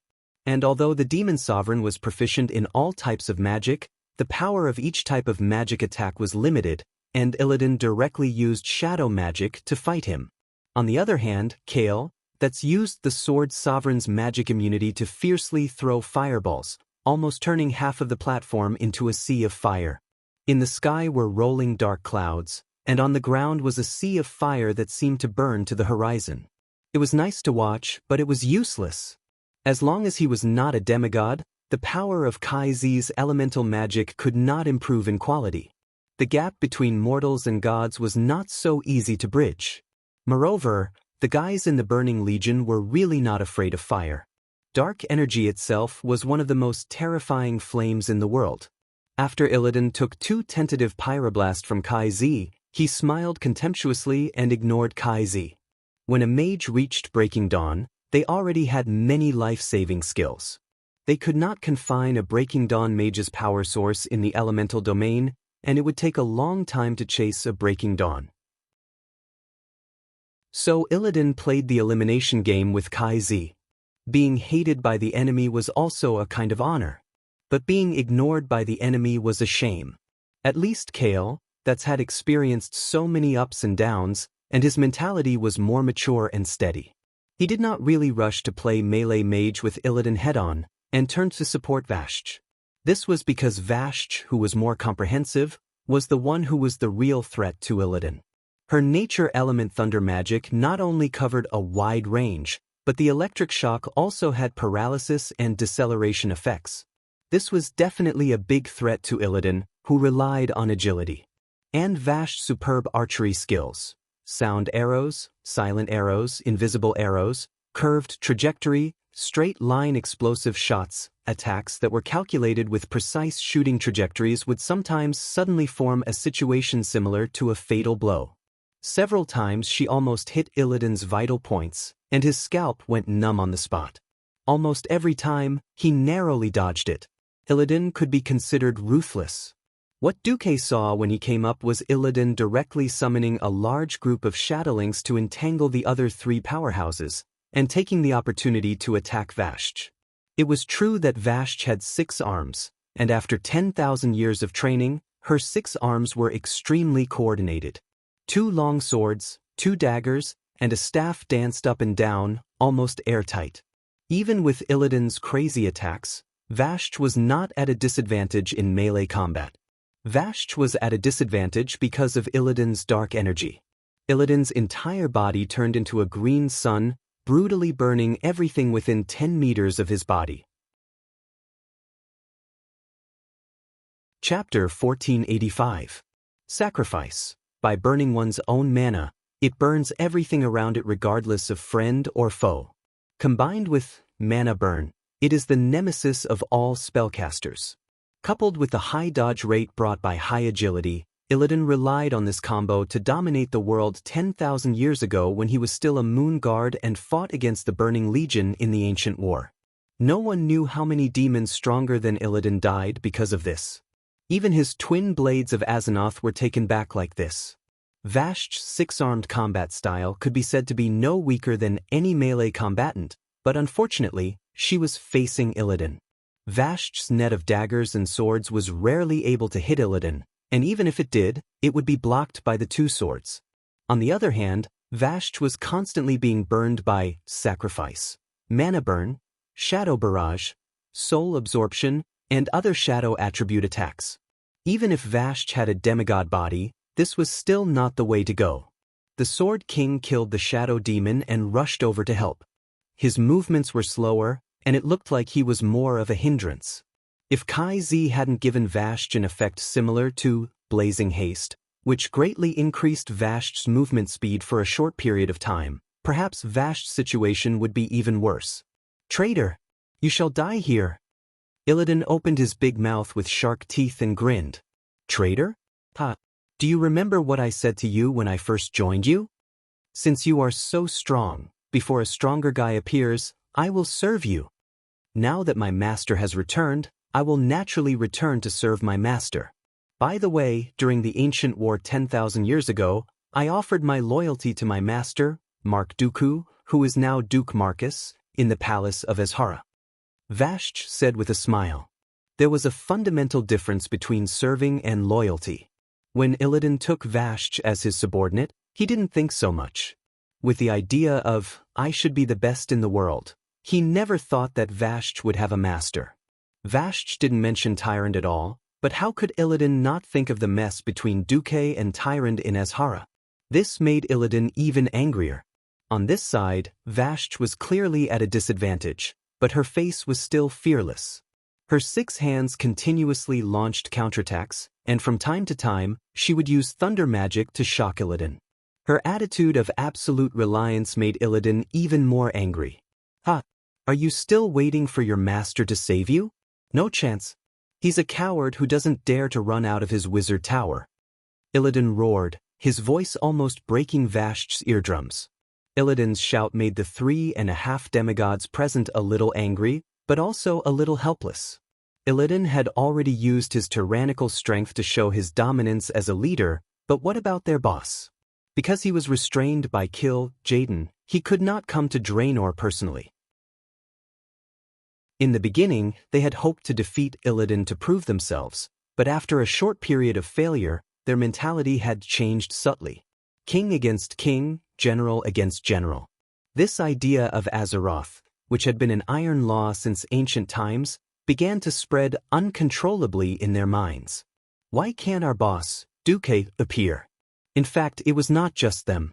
There was actually a very, very faintly discernible will secretly scanning here every once in a while. At this moment, a leisurely and absolutely confident voice sounded. Illidan, you think too highly of yourself if you want my main body to act. However, it's not impossible to let you see the mighty power of a demigod of the weave. The one who spoke was the puppet, Mark Dooku, who had come to the platform and was directly controlled by Duke. In Karazhan, Tyrant suddenly hugged the rising Duque. She was so nervous that tears could clearly be seen at the corner of her eyes. No, you can't go directly. Jaden is watching you. As soon as your soul enters Draenor, you'll fall into his trap. Duque smiled gently and gently stroked Tyrant's hair. You're not a wizard, so you don't understand. In fact, I don't necessarily have to personally participate in order for an empty puppet to have demigod-level combat power. Behind the humanoid puppet, a colorful portal opened up. An existence with extremely strong elemental fluctuations stepped out of the portal and came in front of Illidan, Vashj, and the other powerhouses. However, his appearance caused all the powerhouses to be dumbfounded. The existence in front of them with a translucent soul was definitely not Duque. However, the powerhouses on Duque's side were not unfamiliar with the newcomer. Khadgar? The person who had come was the great director of the Weave, the originally incomparably powerful great wizard of 3 virtues, Khadgar. The current Khadgar was just a standard elemental creature. His appearance made Kale, that's instantly understand what Duque was doing. The magic circuit was rooted in the soul, and it was a magic system that produced and controlled magic power. To let an empty soul have powerful magic power, not only did it need a tough and incomparably compatible body, but it also needed the soul of a powerful wizard. Duque could not put in his soul, but it did not mean that he could not use other souls. As soon as Khadgar appeared, he took large strides and directly turned his entire elemental body illusory, entering Mark Dooku's body. Then Mark Khadgar opened his arms and shouted to the sky, I, Khadgar, open my soul to my lord. The will of my lord is my will. With a burst of purplish-blue arcane light shining in front of everyone, in less than half a second, the Duque that appeared in front of everyone became real. In just an instant, whether it was the phoenix flames that spread almost the entire platform or the evil sacrificial fire that burned everything within a 10-meter radius with Illidan as the center, all disappeared without a trace. The scenery in their field of vision did not change, but in the perception of the powerhouses, what appeared in front of them was an extremely quiet elemental world. The violent fire elemental was as still as water, the surging frost elemental was resting quietly, and the reverberating natural elemental elements circulated themselves according to this world's unchanging rhythm for thousands of years. All the elemental elements seemed so quiet and serene. No one could imagine that just a moment ago, there was a magic war that involved the divine realm. Only the top magic powerhouses could feel the sea of magic. 12 bright moons lit up in the void. These moons were actually the 12 nodes of the weave. They calmly provided elemental power from the entire world of Draenor to the existence at the center of the nodes. Duque opened his eyes, and his pupils were clear. Come, Illidan. Chapter 1486. It was hard to describe what this so-called Duque in front of him was. An empty shell constructed with magic as the core, the soul of a super mage who was supposed to carry the destiny of history but became an elemental life form, and the control of a real demigod behind the scenes. Illidan looked at this Duque with mixed feelings. He felt like he was being fooled, but he couldn't tell what Duque had fooled him about. As for where Jaden had gone, Illidan had a vague guess. What Duke was doing now was fulfilling his duty to protect Azeroth. He had done it to the best of his ability. It was just that no one thought that there would be such an operation. Duque raised his left hand horizontally and gently grasped. A very ordinary brownish-red wooden staff suddenly appeared in his left hand's palm. It had a drumstick-shaped head and a simple belt. Just by looking at its appearance, no one would associate this quaint-looking staff with the legendary Azeroth's strongest staff.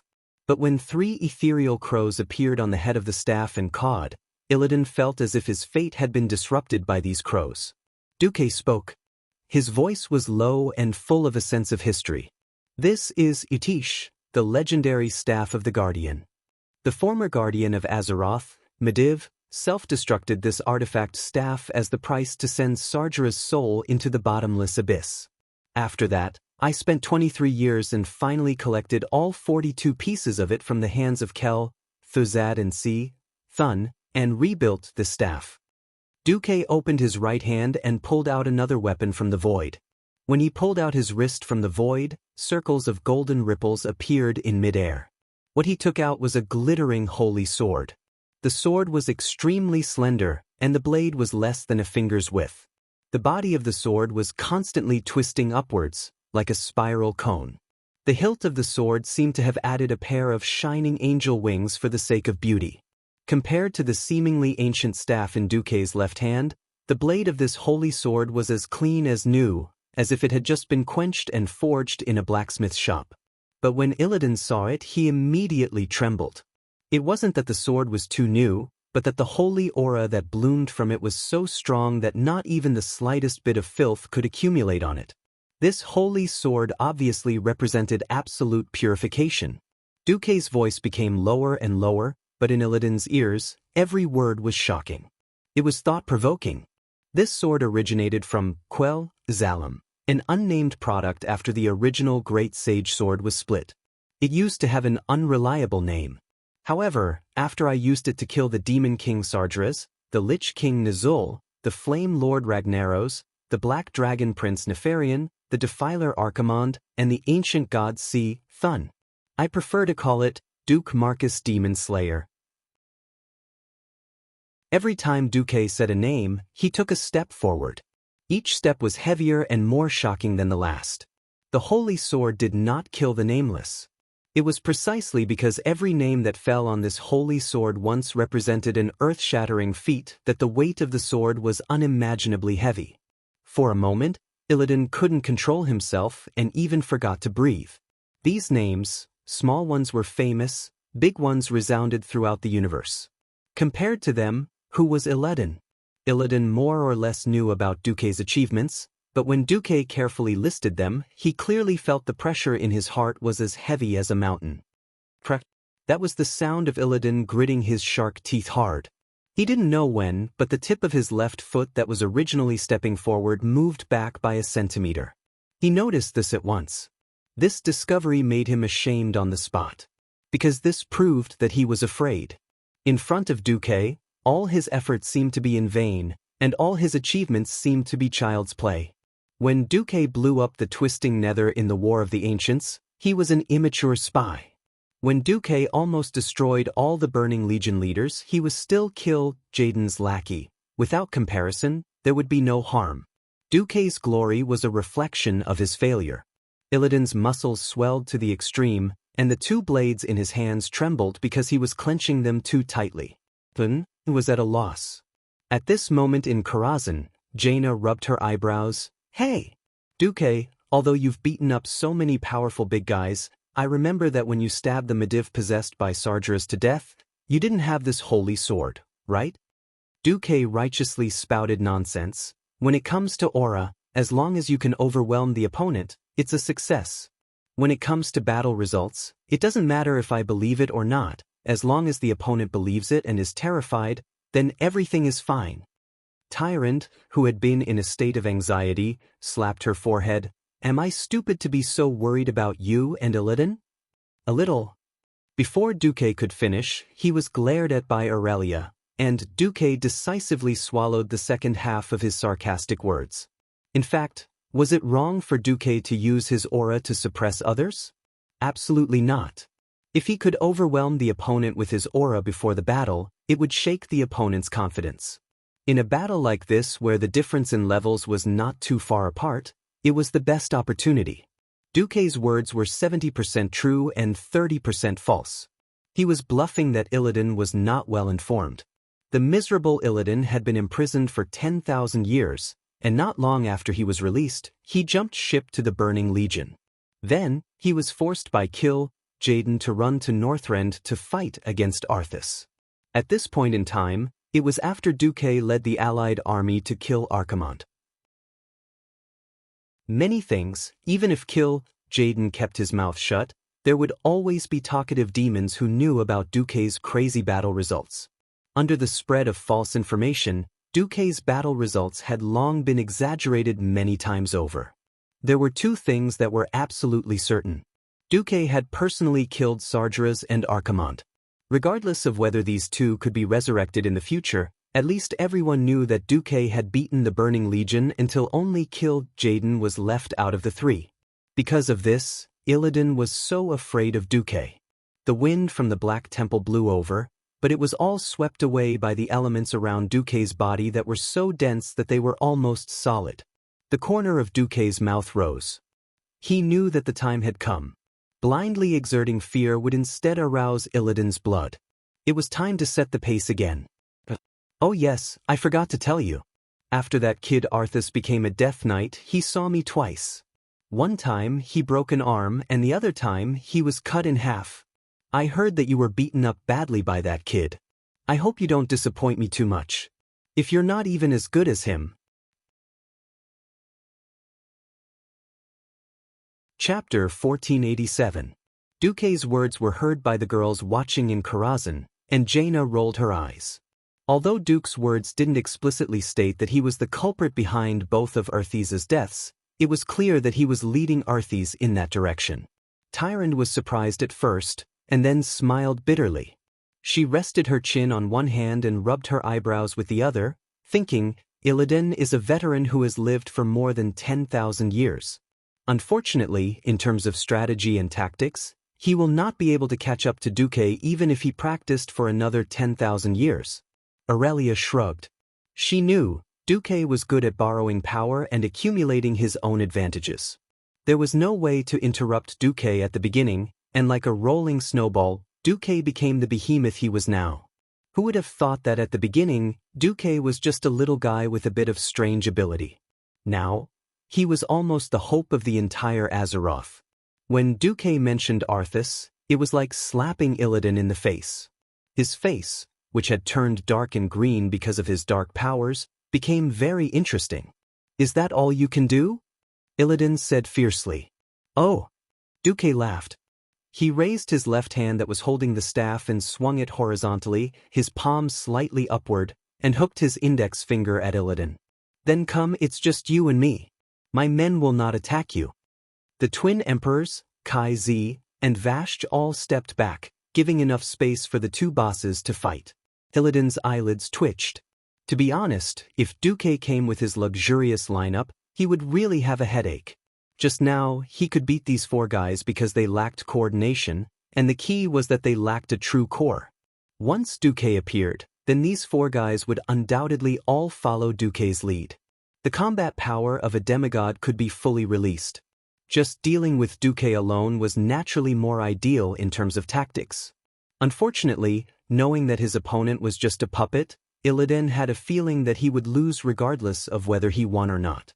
Indeed, Duque's main body could not descend, but it did not mean that Duque could not create a new puppet mage. Illidan really did not understand what kind of existence the demigod of the weave was. Illidan shook his head and forced the distracting thoughts out of his mind. No matter what the result was, he could only fight. Otherwise, his foundation would be completely destroyed. With a cold snort, Illidan's huge body suddenly disappeared. He did not use the demonic spells that he was very familiar with. The other party was obviously an existence that had reached the pinnacle of elemental mastery. Blindly bombarding him with magic might not be able to gain the upper hand. Illidan brandished Azanatha's dual blades and attacked. There were no feints, no probing, only absolute speed. It was so fast that the naked eye could not catch it. It was unimaginably fast. It reminded people of the countless times in the ancient war when Illidan charged past quickly, every demonic movement was frozen, and then purplish-blue blood sprayed out from the vital points. When Duque realized that Illidan had gone behind him and was about to slash him from behind, there was a moment when Duque thought that he was in trouble. Illidan was fast, but the reaction of the system elf was even faster. It was completely beyond the limits of what Duque could react to. The system had already activated its own defense. Woo! The elements that were extremely calm a moment ago seemed to be stretched in the space according to Duque's will. The terrifying cold light that suddenly shot out reminded every powerhouse of a weapon, and they felt a bone-chilling coldness from their bones straight to their heart. Illidan instantly judged that if he rushed in without a care, the chill would climb up his body in the next moment, and then instantly freeze, and then form a thick layer of ice, sealing his movements. Illidan's expression suddenly changed, and his body that had been greatly strengthened by his dark powers made an unimaginable move. In the blink of an eye, his huge body that was charging forward suddenly did a backflip. His feet, which had turned into hooves due to his dark powers, kicked the air, and with the help of the two balls of dark flames that appeared out of thin air, he completely changed his direction and somersaulted 3 times in the direction of where he came from and flew backward. He used too much force, and when he retreated, his hooves plowed 2 fist-deep marks on the solid floor of the temple. It was only then that Duque slowly turned his body and turned his head to look at Illidan, with a winner's mocking smile on his face. Heh, pretty fast reflexes. Illidan's face alternated between green and red. Compared to Duque's methods, his attack just now was like a clown. This was like a duel between 2 people. One of them used a sword dance to create 81 sword flowers, and it looked very beautiful, but who knew that he would be defeated by the other in 1 move? It was really embarrassing to the Twisted Nether. While the girls in Karazhan were amazed, only Jaina was a little puzzled. Why do I feel like you were the one who didn't react just now? Duke's slap landed on Jaina's perky buttocks, causing Jaina to yelp in shock. She covered her buttocks and jumped up shyly. Who asked you to talk? Believe it or not, I'll go you later.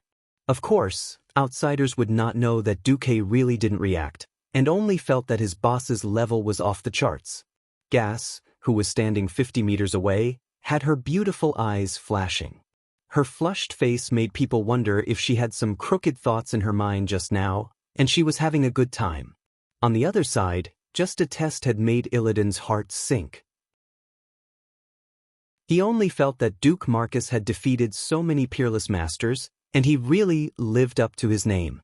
Tisk! Illidan spat. He was not willing to accept it. He absolutely did not believe that a demigod who had not even descended could have such terrifying strength.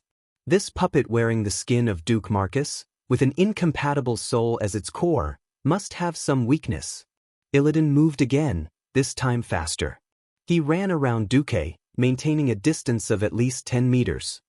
His speed was so fast that he actually left a blurry shadow on the outer ring. No one could sense his specific location, only the heavy tread of the demon's hooves on the stone floor could be heard. Sacrifice. Mana burn. The combo that had never failed before was used again. But it was useless. A group of elements rose up in front of Duque's left, looking like a mushroom cloud that had shrunk to the size of a palm.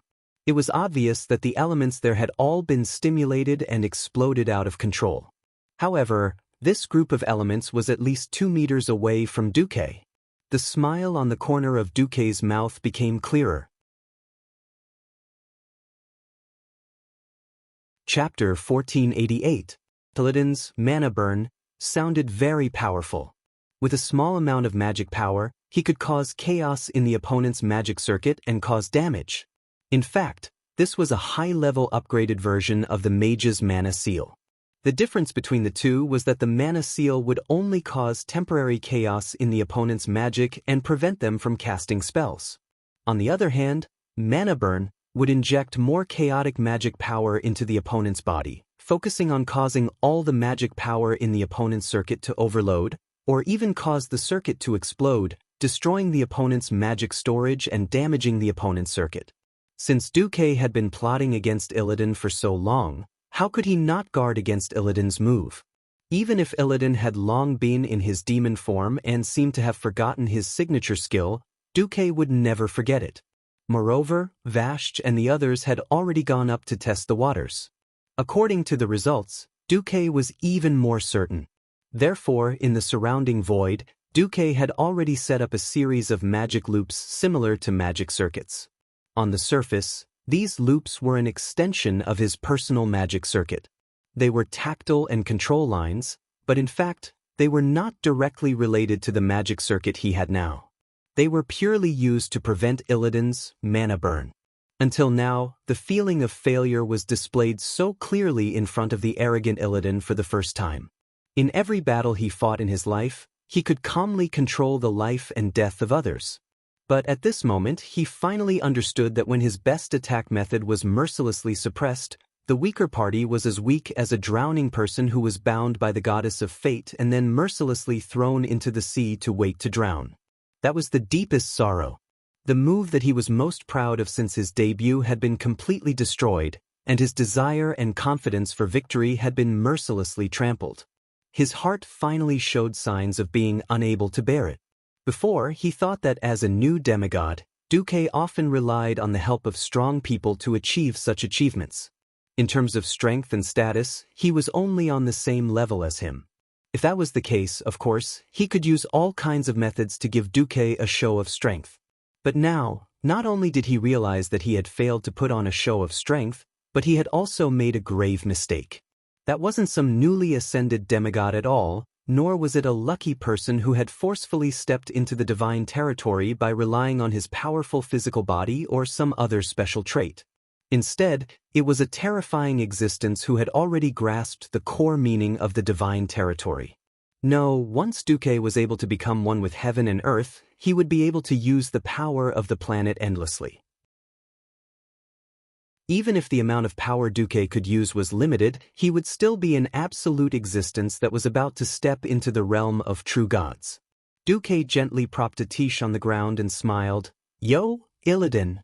If you have any other moves, hurry up and use them. I'm looking forward to the power you'll gain after joining Kill Jaden. Next would be Dark Bullet Screen, Soul Extraction, Fire Explosion, or Flame of Pain." Duque counted Illidan's moves one by one. Every time he counted one, Illidan's face darkened. If his trump card was known by the enemy, how could it still be called a trump card? He didn't know when, but the psychological pressure that Duque put on him was getting bigger and bigger. Duque took 3 steps towards Illidan. "Illidan, although I'm not in a hurry, I advise you to move faster. Otherwise, as the commander of the Alliance, sometimes it's not good for me to fight with the people below me." Fight for what? Of course, it was to kill. Duque gently raised his left hand, and at this moment, The battle scenes throughout the Black Temple were unreservedly displayed in front of Illidan. On the periphery, the Alliance and Horde soldiers rushed in and swept away the resisting demons step by step in a disciplined manner. The cannons first fired a round of bombardment, then the grenadiers threw all kinds of holy water bombs. Even if they couldn't kill them, they would still cripple them. Then the archers suppressed them, and finally, the infantry advanced. On the Horde side, it was simple and violent. Often, it was a direct Loktar, ogre, charge. If they couldn't kill the enemy, they would consider it their loss. Anyway, outside the front line, the reinforcements and the injured soldiers formed two parallel lines that did not intersect. They were busy and orderly. The demons and fell orcs that Illidan had set up in the temple retreated step by step. On the Alliance's side, Mother Sharas had been beaten like a dog by William and his men. Her arrogant and frivolous expression could no longer be seen on her face. 2 of her 6 arms had been chopped off by William, and her body was riddled with wounds. All that was left was the question of how long she could last. On the front line of the Horde, Willan and Thrall worked together to attack the Soul Box. It was obvious that they had reached the end stage. Illidan took one look and knew that the Soul Box would not last much longer. Of course, what was even more infuriating was that in the video he saw Illidan and the other 4 members of the Alliance doing nothing. That's right, on the surface, Duque seemed to be thinking for the 4 of them.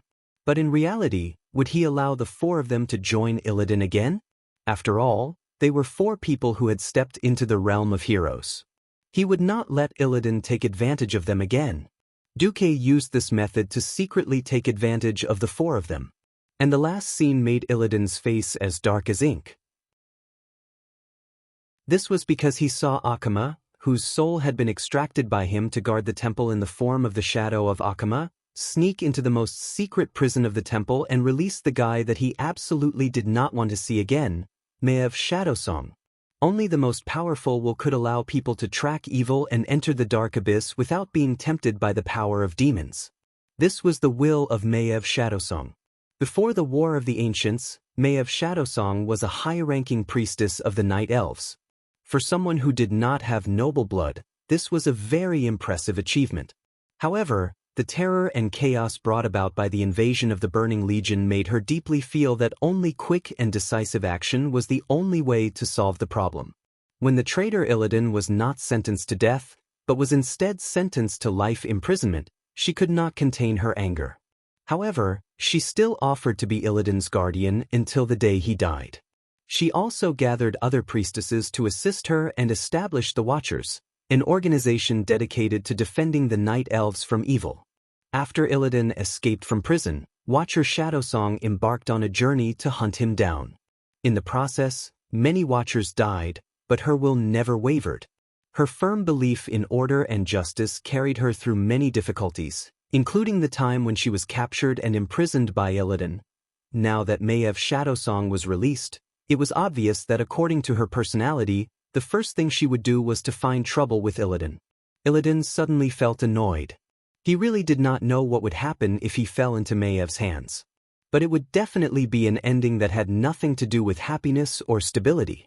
Illidan suddenly had an ominous feeling that he would fail. Chapter 1489. Illidan had experienced too many failures. If it weren't for his stubborn personality, his repeated defeats, and his unyielding character, most people would have collapsed long ago. Even Duque would have committed suicide after being locked in a small black room for a month, let alone being locked in a small black room for 10,000 years. In terms of willpower, even if he wasn't weak, it wasn't his strong point. An egg had a crazy amount of confidence, and had survived time and time again. But so what? Could it stop him from failing again? Duque saw Illidan's expression and knew that his psychological attack had worked again. Although he could not understand the relationship between Maev Shadowsong and Illidan, it was indisputable that Illidan did not kill Maev immediately after capturing her. Although Maev had tortured Illidan many times in the past 10,000 years, it was an indisputable fact that Illidan did not kill her immediately after capturing her. Was it the other way around, or was it the other way around? Or should he leave her a way out in the future? Or should he leave her alone in the future? Or maybe it was all three. Duque didn't know. Anyway, Duque only knew that Maiev was very strong. If she wasn't strong, she definitely wouldn't have been able to chase Illidan like a rabbit. If Duque wasn't wrong, Maiev Shadowsong should have some kind of demigod body, and it was similar to Illidan's. Otherwise, Illidan wouldn't have needed to team up with a group of subordinates to capture Maiev. When Tyrande, who was in Karazhan, saw this scene, she felt as if she could already see the ending. Duke was like the most skilled hunter, forcing the beast, Illidan, step by step, into the trap that he had prepared beforehand. This was not only the suppression of the general trend, but it was also a chain of nooses. Hey, Duque, why do I feel like you're the main antagonist this time? Jaina very cleverly pointed out this point. Last time, he slapped the left side, this time it was the right side. Woo-woo! Jaina cried. She had been a little princess since she was young, and when she grew up, she became a queen. Other than Duque, the bastard master who pushed his disciple, who else would dare to slap her but? Do I need you to speak out of turn? On the platform of the Black Temple, Illidan was obviously affected. He moved again, and this time, he actually made a mirror image similar to the Sword Saints. At this moment, there were a total of 4 Illidans in 4 different directions, pacing in an invisible circle. Huh! Duque let out a breath of turbid air. He had never seen Illidan use this move before. However, if all of Illidan's moves were the same as in the game, then it would be too boring. Even though he was the pharaoh back then, he had no interest in such things. However, as the leader of the team, he had a wealth of experience from farming Illidan countless times. Coupled with the accurate 3D simulation of Illidan by the system elf, it was to the point where Illidan knew that he was pooping when he limped. Duke Marcus, repent for provoking me again and again. Sorry, as a demigod, I really don't know who to repent to. Duque had a strange smile on his face. In the next second, Illidan knew why. Besides, I know this move of yours too. True mirror image. Opposite to the 4 Illidans, 4 identical Duques suddenly appeared out of thin air.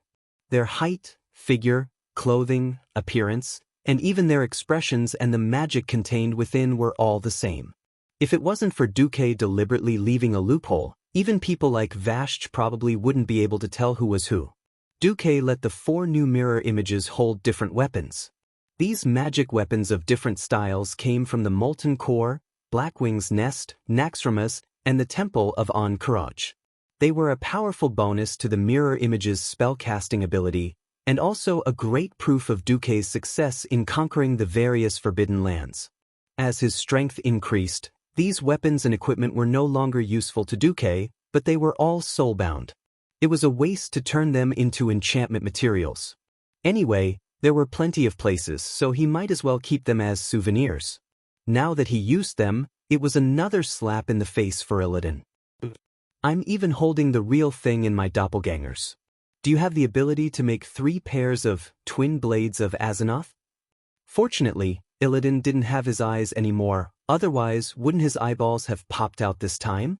Behind the black cloth covering his eyes, a ghostly green light flashed non-stop. It was obvious that Illidan was very angry. Calm down. Calm down. I must calm down. Although he knew that Duque was provoking him, looking at Duque's irritating face and thinking that this was the guy who had taken over his beloved Tyrande, Illidan couldn't keep calm at all. 4 loud shouts exploded in 4 directions at the same time. In the next second, all 4 Illidans disappeared. Mirror Doppelganger was a skill that he had learned from a fell orc sword saint, and it took him a long time to master. This skill had a very high requirement for talent, and it also required the coordination of the brain and the ability to command. He really didn't believe that a weak mage who didn't use all 4 limbs could have that kind of reaction and face attacks from 4 directions at the same time. Actually, Duque really didn't have that. However, Illidan knew too little about Duque. From the beginning, Duque was famous for his so-called metamagic ability, multicast. Not to mention with the help of the system elf, Duque could even make 100 doppelgangers with different movements and independent reactions. However, it would be difficult to maintain the combat power of the doppelgangers, and it would be an unnecessary burden to the Outland Weave. So there were only 4 and it looked like one-on-one. In reality, there was a fundamental difference. Duque used 4 doppelgangers to deal with Illidan. Illidan was playing 1+3 with his main body and 3 doppelgangers.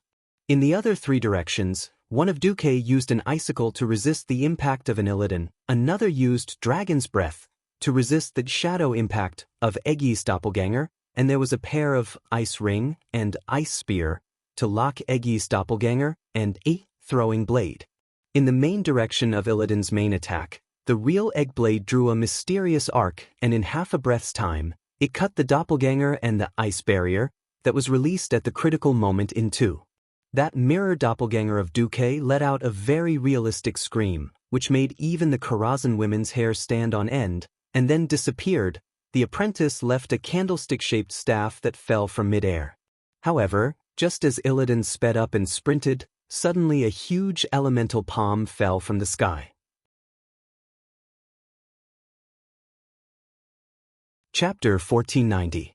If the attack of the giant hammer was like the weight of Mount Tai, then the attack of the axe was like the splitting of heaven and earth, giving off an irresistible sense of toughness. Pure speed often came at the expense of explosiveness and destructive power. Illidan was not afraid of his opponent's speed. His body, which had been greatly strengthened by dark energy, was enough to allow him to ignore most low-intensity attacks. The chaotic aura of dark energy that lingered around him was also enough to crush any low-purity magical element. Now, the feeling that this elemental palm gave Illidan was the perfect combination of toughness and toughness. It was obviously the most rebellious magical element in the atmosphere of the Outland, but not only was it extremely tame, but it also reacted abnormally fast and violent. How could he dodge? The elemental palm covered an area of 100 meters.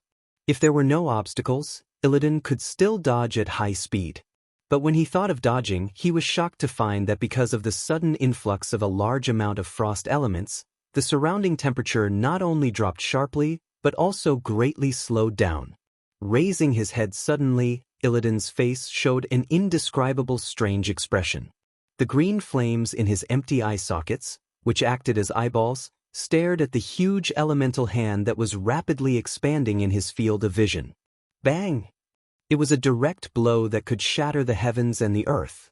The entire Darkness Shrine was shocked, and even William and Shiraz, who were fighting fiercely, stopped for a while.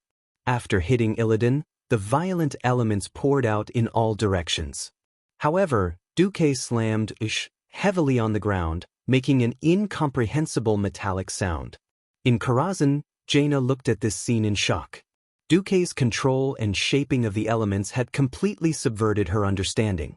In Jaina's concept, when the element that was shaped into the desired shape hit the target, it should have completed its task. But it was not the case for Duque. The small scattered and exploded elemental balls were forcibly stopped under Duque's will and reshaped. Jaina even saw the shape of the chainsaw that was widely used in the Alliance. All the elements flew back and frantically attacked Illidan, who was suppressed in the sunken ground and unable to move. Pierce his skin, rip his wings, destroy his muscles. As if he was lifting weights, Illidan held the giant elemental hand that was falling from the sky. He used his body that had been strengthened by his dark powers to resist the mountain-like pressure as he roared like a wounded beast. Along with the roar, his entire body was immediately bathed in the flames of evil power. The evil energy that originated from the distorted void was brutally burning everything in its path, attempting to devour all elements that were suppressing him, attacking him, and harming him. Duque frowned slightly. At first glance, Illidan's actions were as ridiculous as a snake trying to swallow an elephant. But why did the Burning Legion burn down one planet after another, killing all life and turning those planets into barren lands? Of course, some of the demons were bloodthirsty, but more importantly, the army needed to collect more dark energy in order to expand. The source of dark energy was harvesting, squeezing, corrupting, and finally transforming life and souls into dark energy. If left unchecked, once Illidan devoured more than half of the elements around him, or if Duque lost control of the elements, it would not be fun. Duque had not used the holy sword since the start of the battle. He gently shook the sword, and suddenly 4 phantom clones of Alonso's Fail bathed in holy golden light appeared around Illidan. In the blink of an eye, 4 became 16, 64, and 1024. The holy light archbishop's phantoms were densely packed, all of them coming from the same mold, filling up the entire platform. Seeing that they were surrounded by a group of Alonso's Fail, even Kaizi and Vashj were extremely surprised. Every single Alonso's was chanting a mysterious and strange prayer, their chanting echoing in the air above the platform. Light comes from darkness, and from darkness comes light. It was repeated over and over again, like an endless brainwashing cycle. Illidan knew that the easiest way to deal with this kind of chanting was to not listen, not listen, not listen. But Duque was even more shameless than him. He used the elemental hand to press down on him, so that he had no hands to cover his ears. On the other side, Tang Sanzang's chanting spiritual pollution was activated, and under the control of Alonso's who was hidden in the magic net, the phantom clones of the 12 archbishops began to activate the magic circle. This holy light circle, which was taught by Willan, could really reverse the energy that was corrupted by dark energy. It could be said to be the nemesis of dark energy. B** starred. Illidan was furious. He never thought that Duque actually had the power of the holy light. Duque laughed. What? You're only allowed to devour my elements, and I'm not allowed to convert your dark energy? You're the first, and I'm the 15th. It's very fair. Duque's fair and just look almost made Illidan's lungs explode. Don't besiege my lair if you can? Of course, Illidan could not say this out loud. He could only keep it in his chest, feeling very uncomfortable. The green dark energy was still surging around his body, and in a short span of 10 breaths, suddenly, the dark green light shone brightly. Even on the plains outside the Black Shrine, a huge green light pillar could be seen shooting up into the sky from the top of the shrine. What is this? Every single one of the allied soldiers was stunned. A terrible roar came from the top of the shrine, and everyone could not help but look up. The shrine did not stop shaking, as if something terrible was being nurtured above, and was about to wake up. A faint roar came from the end of their vision, as if an ancient giant beast was roaring. The evil aura was so thick that it was almost tangible, and it made the entire sky above the holy shrine gloomy. Dark clouds rolled in the sky, and suddenly there was a flash, and a very unusual black lightning split the chaotic starry sky, and descended from the sky. The next moment, what was supposed to be a bright lightning bolt suddenly turned everyone's vision black. Although this period of time was very short, it naturally caused widespread panic. Holy light! What the hell happened? It was as if a portal had opened in the sky, and something seemed to pour out from it, but nothing could be seen. In everyone's vision, it was all hazy, as if all the light had been swallowed. F***ck. Illidan, what the hell did you do? When Duque saw this, there was only one thought in his mind. As expected, history was not reliable. Behind Illidan, there was a human figure formed by dozens of highly concentrated dark energy that looked like dark runes. Chapter 1491. The upper body of this thing was a few runes that were built together, and the lower body had runes that were spread out as feet. All the runes on the whole were on a flat surface. As an old player, a veteran transmigrator, and someone who had once personally gone to Shotrath City to embark on a pilgrimage but was actually collecting Naru's holy water, foot-washing water, how could he not recognize that this thing was once a Naru? But seeing his terrible color that was 100 times darker than coal ash, Duque immediately knew that this thing was a fallen Naru. According to history, there should never be a dark Naru on the list of bosses in the Black Temple. The problem was that ever since Duque transmigrated, he had never stopped causing trouble. Not to mention a dark Nar, even if Kill Jaden came, it would not be impossible. As the worst butterfly that changed history, Duque said that if he did not curse, he would have nothing to say. Kai Z, who was next to him, finally came to a realization and said, "It's Muru." It was originally a guard of the storm, But when Illidan led the army to attack the storm for the first time a few years ago, it was taken away. Duke's teeth hurt. Duke would not feel strange if anyone said this, but since it was Kale, that's who said it, then he really did not know what to say. The storm, to be precise, was originally an interdimensional spaceship used by the mysterious Naru to travel in the universe.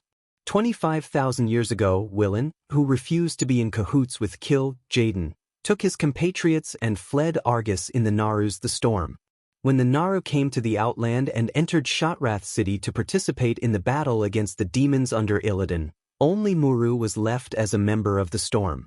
In the original history, it was Kai Z, who became Illidan's subordinate, who led his thugs to carry out a raid on the Storm, captured Muru, and sent him as a gift to the main city of the Blood Elves, Silvermoon City. During the invasion of the Scourge, many priests lost the ability to sense the holy light.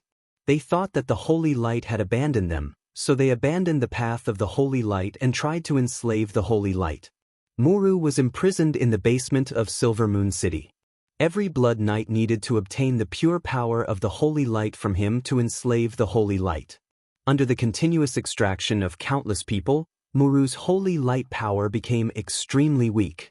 Under such circumstances, Muru was corroded by Jaden's power and degenerated into a dark Naru. Because he was a pure energy body, he could also transform into a terrifying entropy demon. It appeared in the Sunwell Highland as the fifth boss. Moreover, it was very honored and awesome to be one of the members of the horrifying boss club that Daddy Blizzard can't kill if you don't slash it. Countless elite guilds' first clear teams had been annihilated like dogs in front of Muru, who was at the level of a father. Now, the goddess of fate seemed to have played a bad joke on Duke. She actually turned the Dark Nar, who was supposed to be created by Kaizi, into a strong ally for Illidan. Duke did not know what Illidan had done to Muru, nor did he know if Jaden had left anything behind. All he knew was that things were getting out of hand. Duke suddenly realized something and turned his head a little uneasily. He opened his mouth wide and shouted at Vashj and the others. "Do it!" However, in the vast expanse of strange black light, the darkness seemed to devour everything. After a circle of black light suddenly burst out from Muru's body, a black hole formed above Muru's head, and then the entire world became silent. Every powerhouse saw the people around them shouting something, but they could only see their mouths open and close, but no sound came out. Sound seemed to be completely devoured. Not only sound, but also elements. The elements such as arcane, fire, and frost that Duke relied on as his greatest help were all swallowed by the black hole created by the Dark Nar. Without the arcane elements, there was naturally no magic communication. In the next moment, the five powerhouses, including Duke, were shocked because they found that even each other's vision began to blur. Human vision was because light entered the eyeball and formed nerve signals in the eyeball, which were transmitted to the brain and adjusted by the brain to form a picture. If even light was devoured, then there was no need to care about vision. Duke's face was pale. He really did not expect that Illidan could actually make a move like Muru. It was difficult to define what kind of existence a dark Muru was. Muru itself was not very scary. What was scary was that it could be used as an existence similar to a nuclear power plant and do all kinds of incredible things. Under normal circumstances, it was a sacred source of holy light. This level of consumption of holy light footwash was definitely a drizzle, and it could make as much as it wanted. And the Dark Naru had released its stored dark power, which was now this black hole. Duke did not know how much things or energy a black hole of this level could devour. He only knew that it was definitely a lot. He had to do something, otherwise Vashj and the others would probably be wiped out in the Black Temple. At this moment, in the middle, Sal and Valen had reached the final stage of besieging the Soul Box. It seemed that they would be able to overturn the Soul Box with a little more effort. But at this time, everyone felt the black hole located at the top of the Black Temple. Valen stopped. He raised his head and looked up at the place a few floors above. He gently raised his hand, and the holy light that spread out from his body outlined the shape of the Naru at the top. Iril the Hoof said in a trembling voice. So it's here? Valen replied in a voice that seemed to be in a trance. Will the Naru also fall? That big black hole gives me a very bad feeling. Iril's voice became more and more shaky. Thus, if left alone, the black hole may even expand infinitely, and within a few minutes, the entire Black Temple and even the entire Draenor will be swallowed up. What? This time, even Sal could not remain calm. He led the Horde army here, of course, for justice, to free his compatriots from the slavery of Illidan. But so many of his compatriots died with Illidan, this was definitely not what he wanted. Can't you do something? Woken shouted. Of course, Valen said firmly, and at the same time he turned his head and shouted, the road of the Draenei against the Burning Legion, someone must continue to carry the war flag. I have led everyone for so long, and it is time to let go. I have my duty, and you have your duty. I announce that the next archbishop will be Iril. The hoof was stunned. What? Merid, who was fighting, suddenly realized something. The Draenei warriors guarding the outer perimeter were also unable to remain calm. What was Archbishop Valen doing, actually announcing the next archbishop in advance?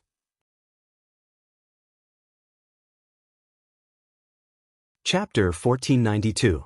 This was obviously entrusting an orphan to him.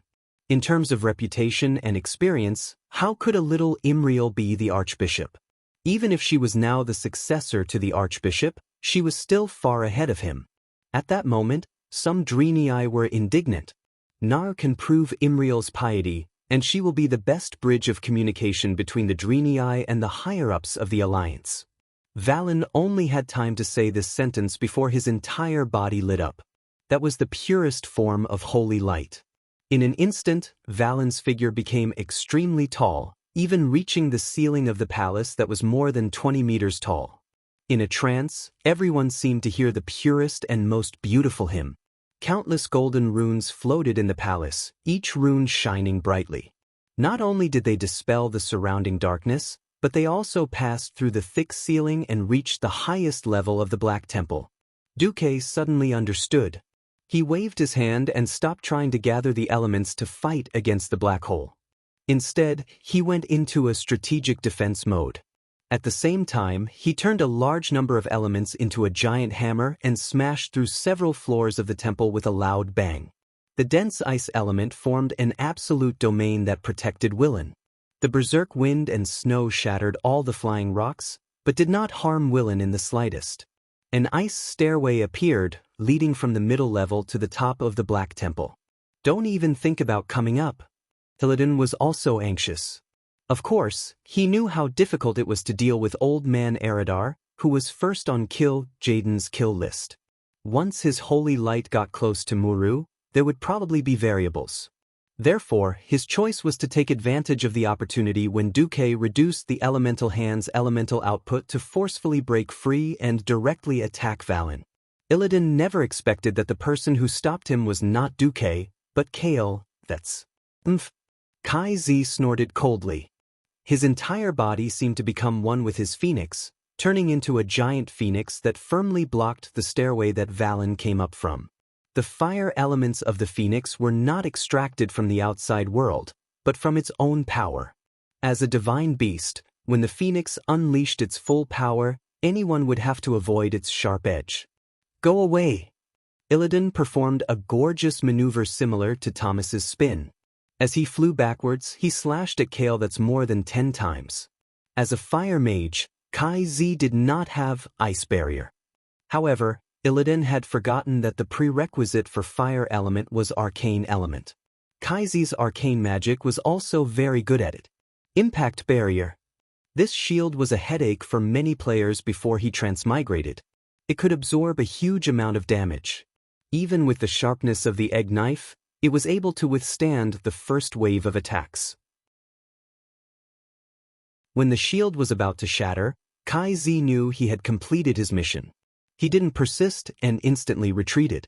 This time, it was Vasht's turn to shoot dozens of lightning arrows at Illidan. Illidan was filled with hatred. Vasht, you traitor! Traitor? Vasht showed a look of concern for the mentally handicapped. Illidan protected his vitals at the critical moment and took more than a dozen arrows, all for the last chance to fight back. After adjusting his posture, Illidan still had a chance to rush over again. At this moment, there was a sudden crack under his feet. As an old rival who had loved to kill each other for 10,000 years, Illidan's heart skipped a beat. He knew what he had stepped on, Maev Shadowsong's damn trap. Not to mention that he was slightly injured now. Even if he was at his peak, he would not be immune to Maev's trap. This was a trap specially made for a half-elf, half-demon like him. The person who understood you the most in the world was definitely your enemy.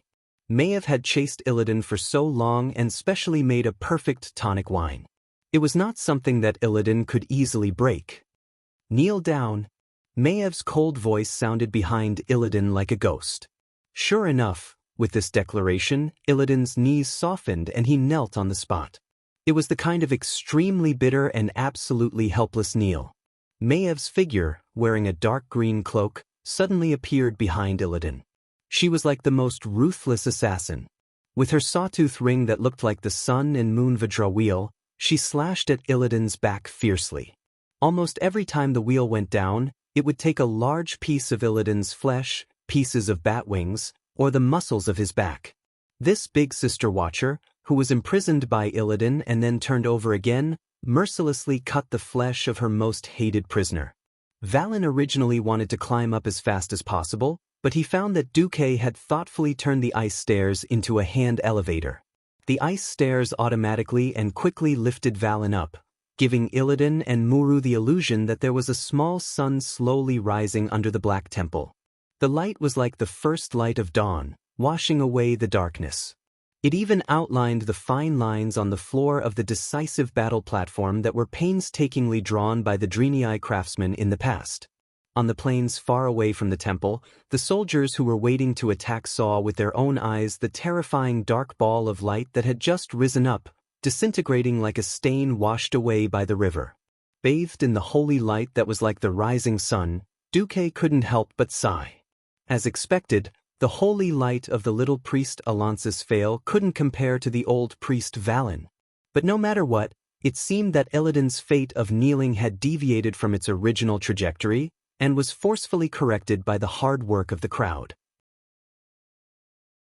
So what if you have Muru? I have Valen on my side too. The degenerate and the fraud were a perfect match. Muru, who was originally going to destroy everything with the black hole and ruin Duque's victory, suddenly burst into flames in front of everyone. A golden flame burst out from his dark chest, and soon after, golden cracks spread from the location of the flame to the entire black body. On the surface, it looked like it was going to turn the entire dark Naru into ashes, but in reality, just as the Naru of the light could turn into a dark Naru after using up all of the holy light, the dark Naru could also turn back after using up all of its shadow power. The rune-like components on Muru's body started to light up with golden halos, and this change sped up the fading of the black color on his body. In just 3 seconds, Muru, who was supposed to be a great enemy, was now glowing with golden light and once again became a holy Naru. Praise the holy light. Alonsis Fail, who had originally used the magic net to send his clone to the scene, was happy when he suddenly realized that the holy light behind him had weakened. The first thing he saw when he turned back was Valen, who had collapsed on the ice platform, and Imriel, who had rushed to the platform without him knowing, had a blank expression on his face.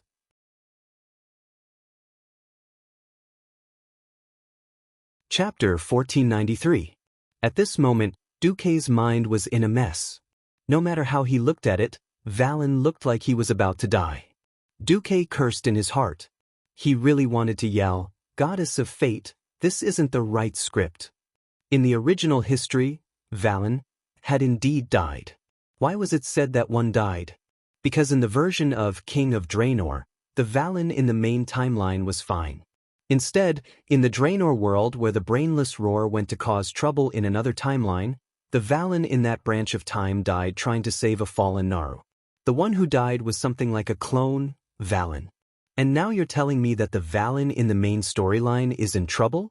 Duque really couldn't figure it out now. Duke knew that she must be feeling terrible as she watched Valen fall to the ground and Imriel rush over to help him up. Valen lay on the ice, the holy light that surrounded him moments ago as bright as the rising sun was getting weaker and weaker. He didn't say a word and just smiled.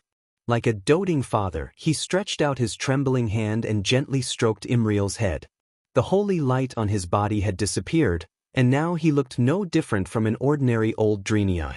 One couldn't tell at all that he used to be one of the 3 big shots of Eridar, along with Kill, Jaden and Archimonde. Duke was a little lucky, but also a little unlucky, to witness the scene of Valen's death.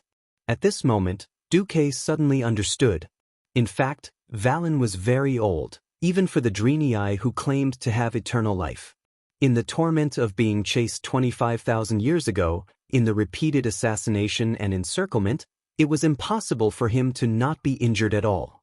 Valen might have been unable to hold on for a long time, but with a stubborn persistence, he stubbornly stood in front of his people.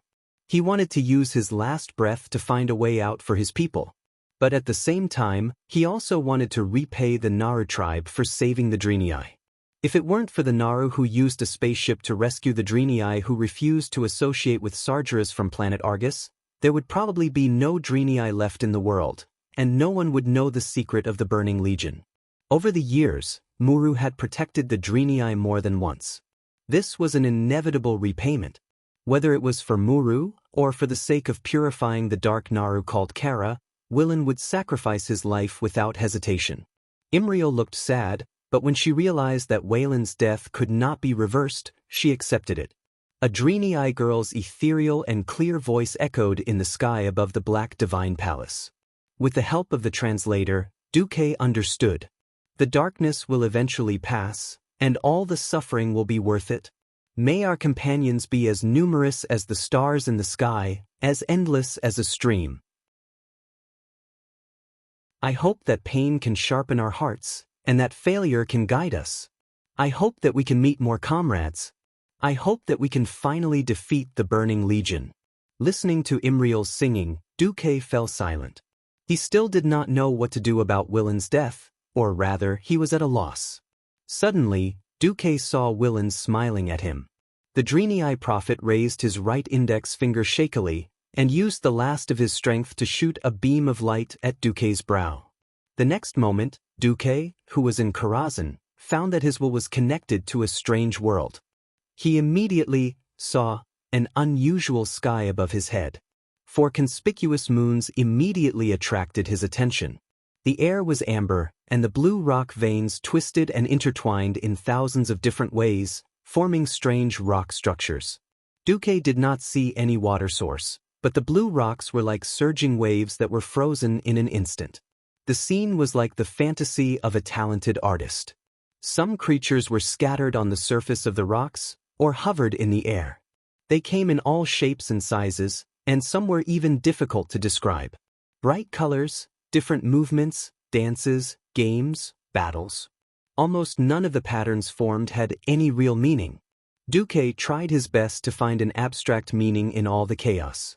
At this time, a creature that looked like a Draenei appeared, leading many demons, and began to kill all the creatures in this world. This guy easily used green energy to flatten everything around him. After clearing up an empty space, he knelt in the ruins that he destroyed, and used his claw-shaped fingers to draw mysterious symbols with terrifying energy. When he was done, the slaughter around him stopped.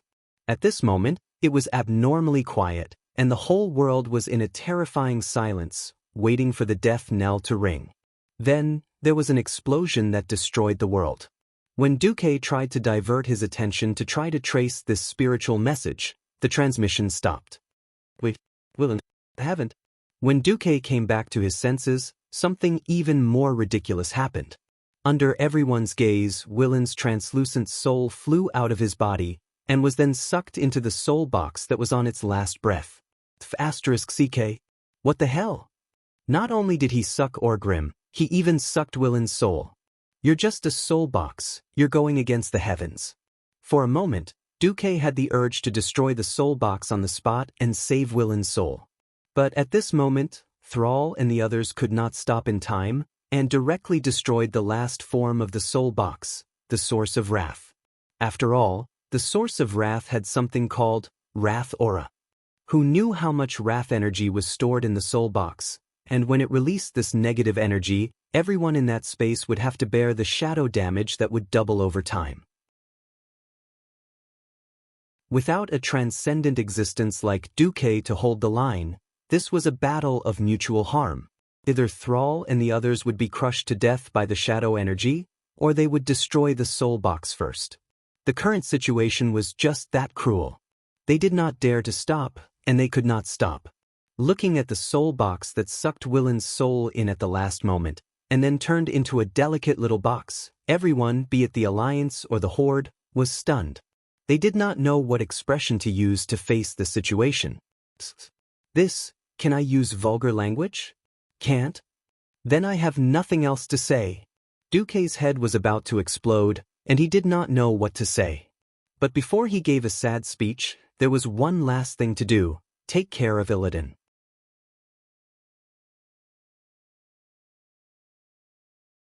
Chapter 1494. The Draenei were on the verge of losing their minds.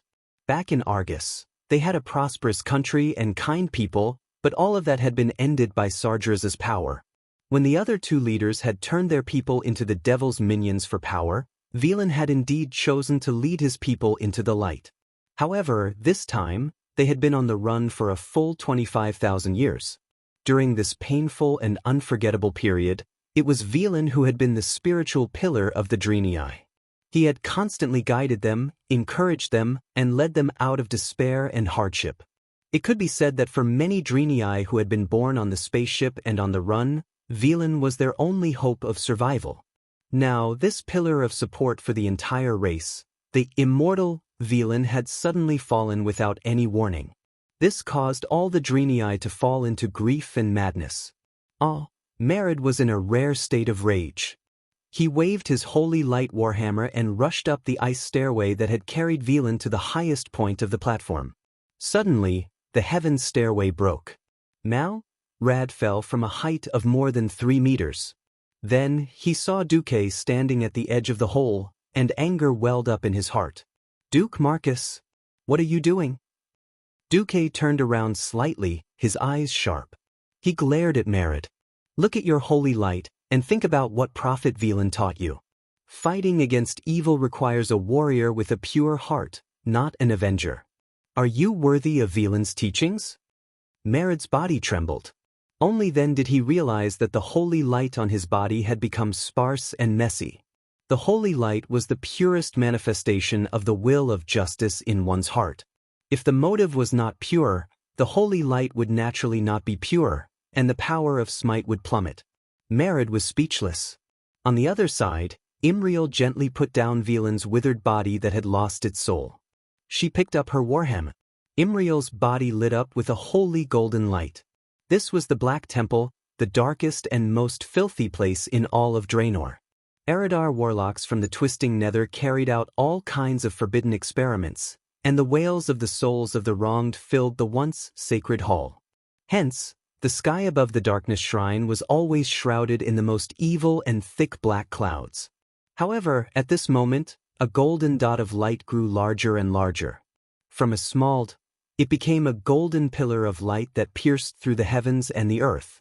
At first, it was a little vague, but soon, everyone heard a female voice. She said, Prophet Willen's flame of life has been extinguished. The Draenei are not destroyed.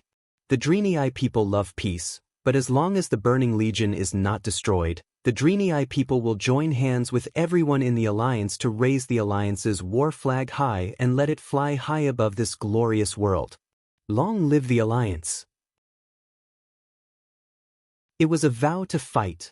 Every Draenei, every allied warrior who could see Imriel, could clearly see the warhammer in Imriel's hand turning into a golden torch. The holy light was blazing, burning fiercely. Then, another pillar of light pierced through the heavens and the earth. That was the will of countless Draenei paladins and priests. Then, the pillar of light gently turned into a beautiful arc of light, merging with Imriel's pillar of light, becoming an even bigger pillar of light. Deity was a little stunned. He watched as Imriel's body was surrounded by golden flames. In an instant, a dazzling soul war flag rose from Imriel's back, and immediately turned into a pair of shining golden wings. Now, Imriel had 2 wings like her compatriots. However, the Eridar demon had ugly bat wings, and now, her hooves looked more like an angel. Alright, hooves and angels. Just the thought of it made Duque drunk. He really did not know that there was such a trick. Thinking about it, it seemed reasonable. After all, when he did not give up his moral integrity, it was because of a kind-hearted big boss who passed it on to him that he was able to avoid the crisis of his soul falling into depravity. Spiritual energy originated from the soul. Since souls could be passed on, as one of the greatest manifestations of soul energy, it was not impossible to pass on the holy light to others. Of course, the hooves were not that powerful, but the problem was that Valen had them. Looking at the system notification, Valen passed about 18,000 years worth of holy light energy to Imriel. Duque felt a headache coming on. Once upon a time, Duque was a wuxia fan.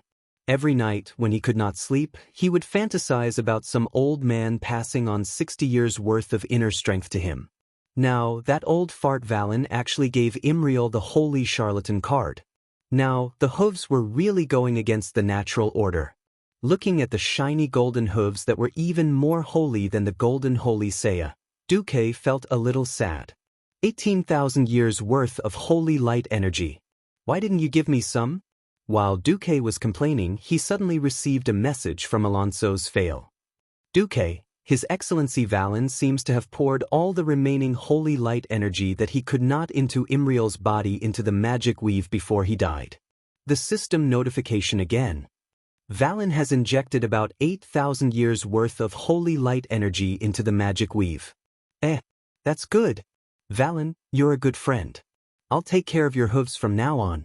Even though he knew that Valen could not give him the hooves, that feeling was like winning the lottery or opening a treasure chest and getting a divine artifact.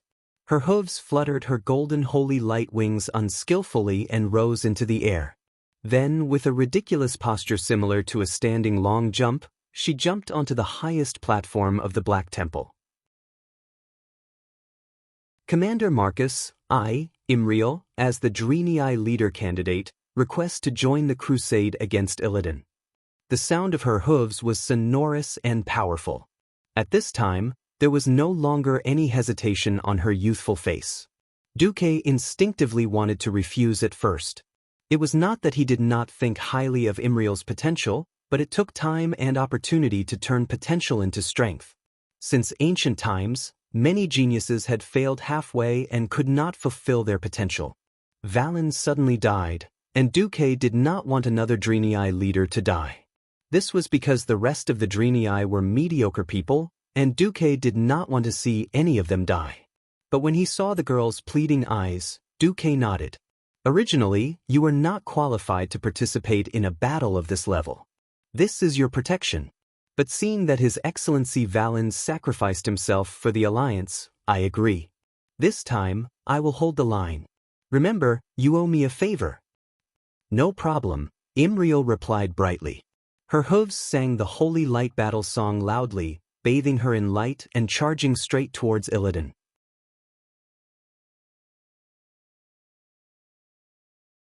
Chapter 1495. Just now, Duque had the time to do so many things, of course, because Illidan was too busy to leave.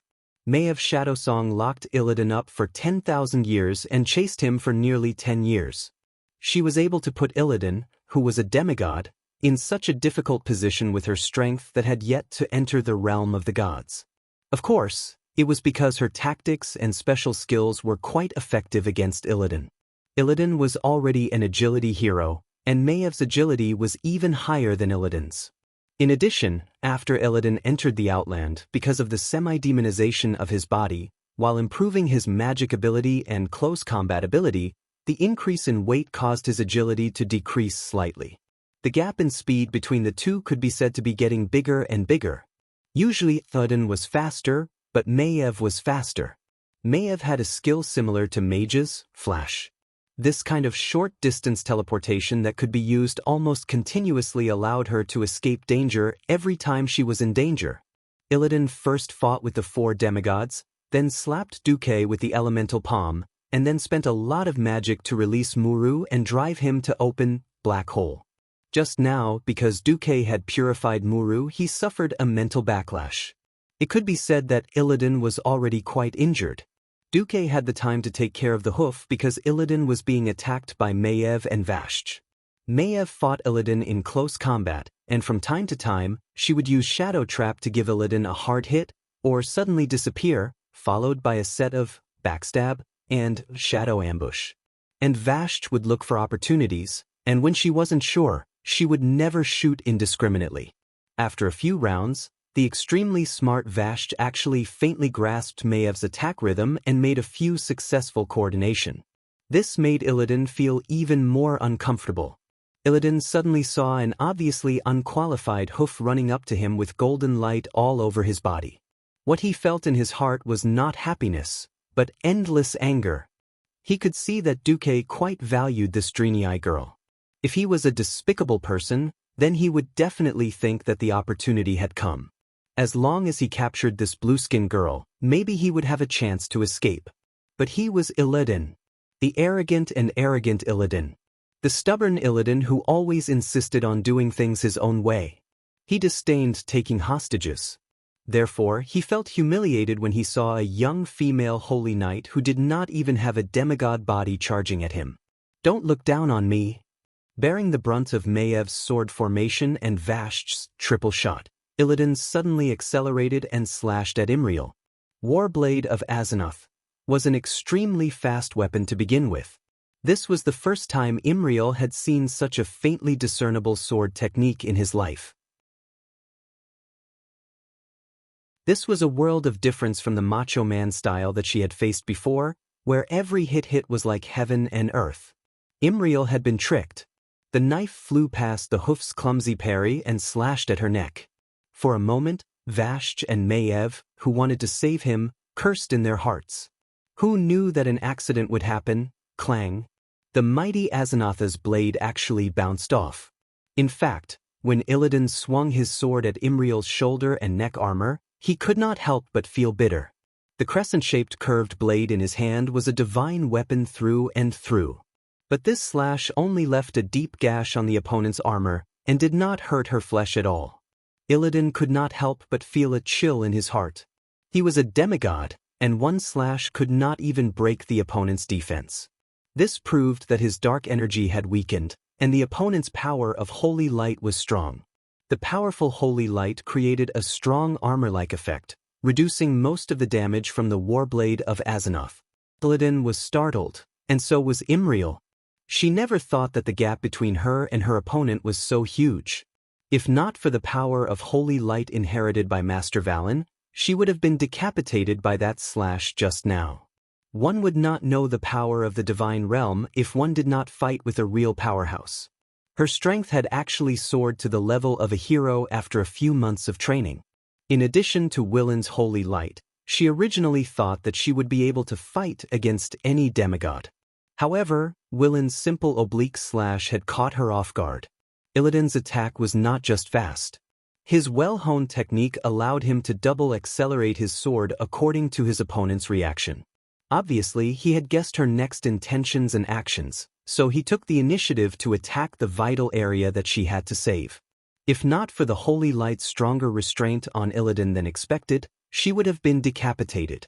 At this moment, Imriel deeply understood what Master Valen meant when he said, "You are no match for the top powerhouses." For a moment, Hoof could not help but break out in a cold sweat. Of course, she was not the only one who broke out in a cold sweat. Duque, who was holding the line, also broke out in a cold sweat.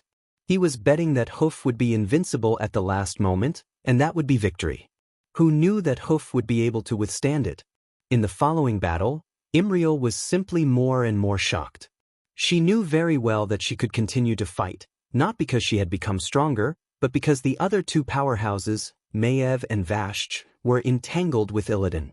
Even if Illidan did not have the time to attack her, the absolute difference in attack speed still caused her to be suppressed by Illidan, and she almost could not even fight back. But when Illidan's fast sword slashed her body, she could still withstand it. This was because when Illidan slashed her, he would also receive the damage from her aura of punishment. And she injected a large area of holy power into the ground, which was also hurting Illidan. On the other side, Illidan was also frustrated.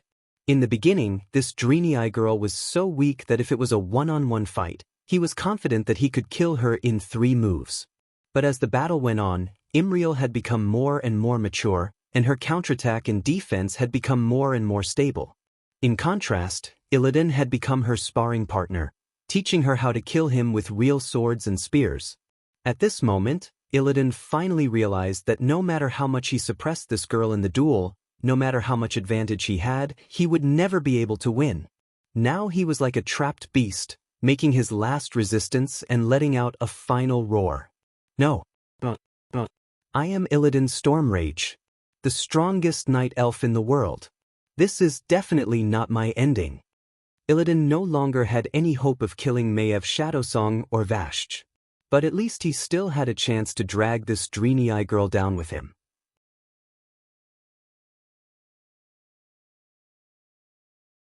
Chapter 1496. Tyrande, who was in Karazhan, felt bitter as she watched Illidan being beaten by the 3 heroines. Illidan was proud. Even though he had fallen into the path of demons, no one could take away his pride. Originally, with Illidan's demigod skills and speed, no one could stop him if he wanted to leave. Living an ignoble existence was not something that every expert could do. Illidan was still angrily attacking every enemy in his field of vision. He used his dual blades and his dark magic, but everyone could see that he was rapidly weakening. Rumbling sounds came from all over the Black Temple. At first, it was fierce, but in the last few minutes, it had calmed down. That was the end of the battle. The Allied army dragged the wounded away and left the rest to the logistics team to clean up the battlefield. They killed the demons that were not completely dead, then blew up those that needed to be blown up, and purified those that needed to be purified. Even if the Outland would one day collapse, before that day came, the Black Temple would still be returned to the Deity and renamed to the Temple of Karabeth. Illidan was like a cornered beast. He still had too many things to do. His dreams had not been realized. His grand blueprint had only been completed a few pieces. Was he going to give up just like that? He was not willing. He was not willing. Even if he lost to anyone, he could not lose to Duke Marcus, the hateful human who had stolen Tyrande from him. No. Did you see that? Did you see that? I haven't lost. I haven't lost. Illidan yelled like a madman. Whether it was the 3 heroines who were besieging Illidan, or the powerful figures who were holding the line, none of them took Illidan's words to heart. They only thought that it was the last words of madness of a traitor whose soul had been corrupted by evil energy, and who was already more demon than elf. Only 2 people understood what he was saying. Tyrande, who was in Karazhan, hugged Duque tightly. She wanted to rub her perfect face into Duque's chest. Duque could clearly feel a wetness spreading from his chest. It was Tyrande's tears. Compared to Tyrande's simple sadness, Duque was actually the most conflicted. At this moment, Duque was finally certain that Illidan was just like how it was in history. He was actually playing the Infernal Affairs game. Why was it that he had been hunted by Maiev for so many years but had never fought with her? How did Illidan react when he heard that Tyrande and a small number of her sentinels had fallen into the river Aravath and been attacked by the Scourge? It was salvation.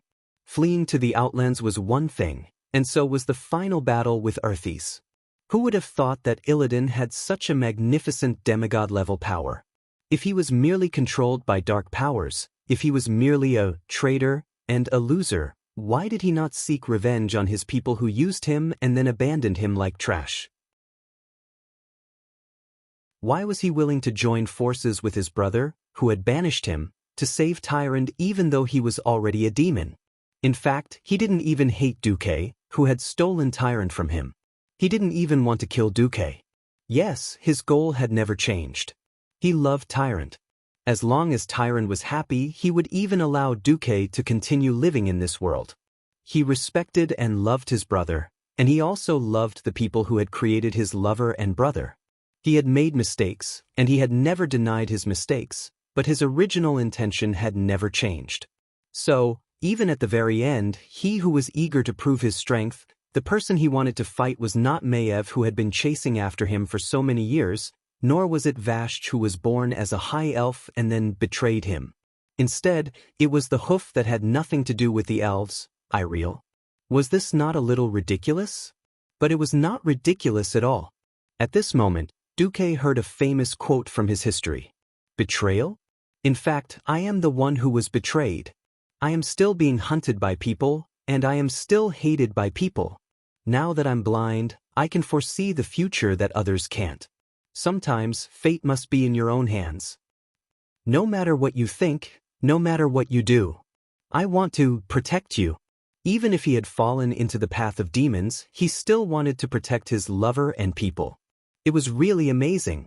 Unfortunately, he had no one to tell, and no one would know. On the scene, Illidan released his final ultimate move. Suddenly, dozens of shadow fiends the size of small hills appeared on the platform of the temple.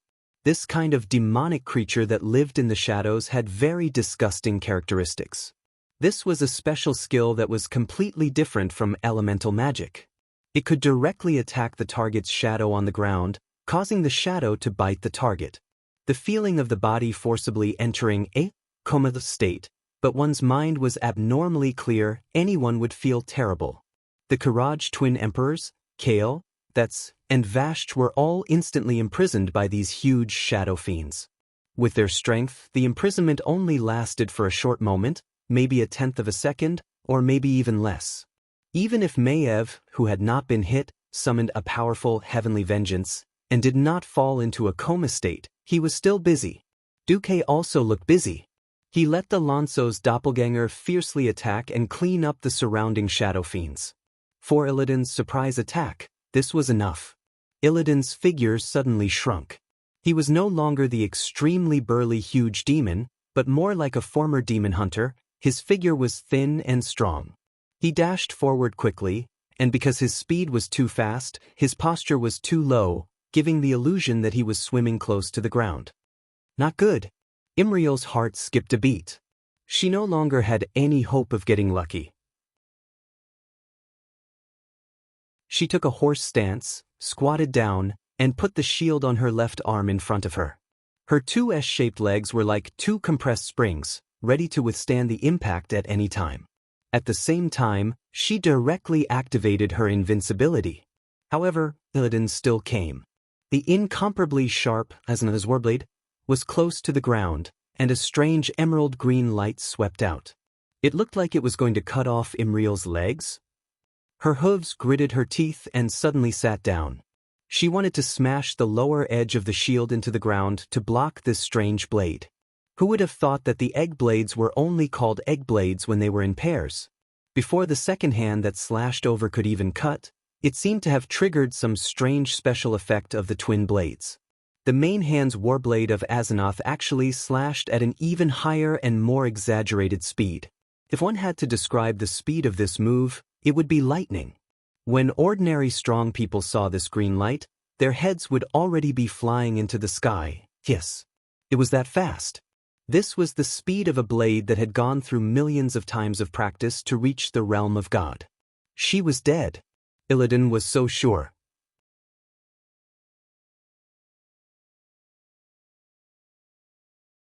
Chapter 1497.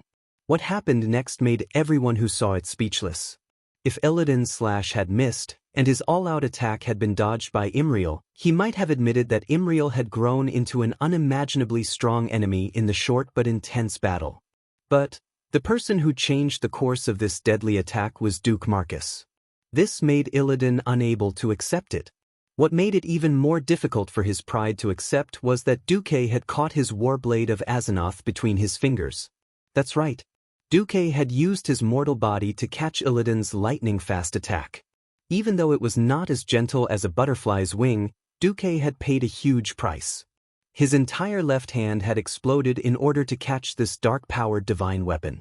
His skin and muscles were torn apart, leaving only the bones and tendons of his fingers filled with arcane energy. But Illidan still felt that the time and space around him had frozen, and he greedily breathed in the hot air. How is this possible? Illidan panted in a barely audible voice. He tried hard to restrain his body that was about to tremble as he recalled the unbelievable scene in front of him. He had slashed as fast as he could. He was fast, but Duque was even faster. Because he was so focused on killing Imriel, he had neglected a very important detail. Duque, who was dozens of steps away, did not move. But in fact, Duque had moved. Duque had left a real illusion on the spot, and then his entire body was in a state of invisibility, followed by the fire element blazing haste and haste. When a demigod-level mage used this skill, his speed was too fast. No haste potion in the world could achieve this effect. Even with Illidan's dynamic vision, he could still see a series of afterimages left behind by Duque's speed. His strike could be said to have arrived first even though he had launched it later. Who knew that Duke's strike was even more terrifying than his?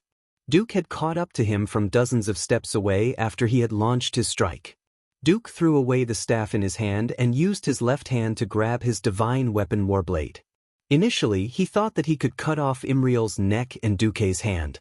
It turned out that he had thought too much. On the blade that he had extended, there were indeed 3 fingers that were very characteristic of the Scourge army: thumb, index, and middle fingers. Moreover, he did not grab the blade from the front, but bent his wrist and grabbed the back of the blade from the back. He did not enter the path of the blade, but caught up with the speed of Azanatha's Warblade. While the main hand of Azanatha's Warblade was grabbed by Duque, the other hand's blade collided with Imriel's shield. At this critical moment, Duque's right hand suddenly lit up with the brightest golden light. That was the holy light of the demon slayer in Duque's hand.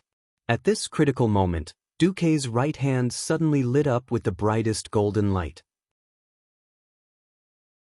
That was the holy light of the demon slayer in Duque's hand. Looking at the rapidly magnifying golden light in his field of vision, at this moment, it was too late. Illidan used all his strength. Whether he continued to slash forward, pull back, or dodge left and right, he could not escape this attack. The slow spell that Duke had just cast made Illidan feel like he was pulling on a chain that was tied to a mountain. His extremely slow and heavy body made it impossible for him to escape.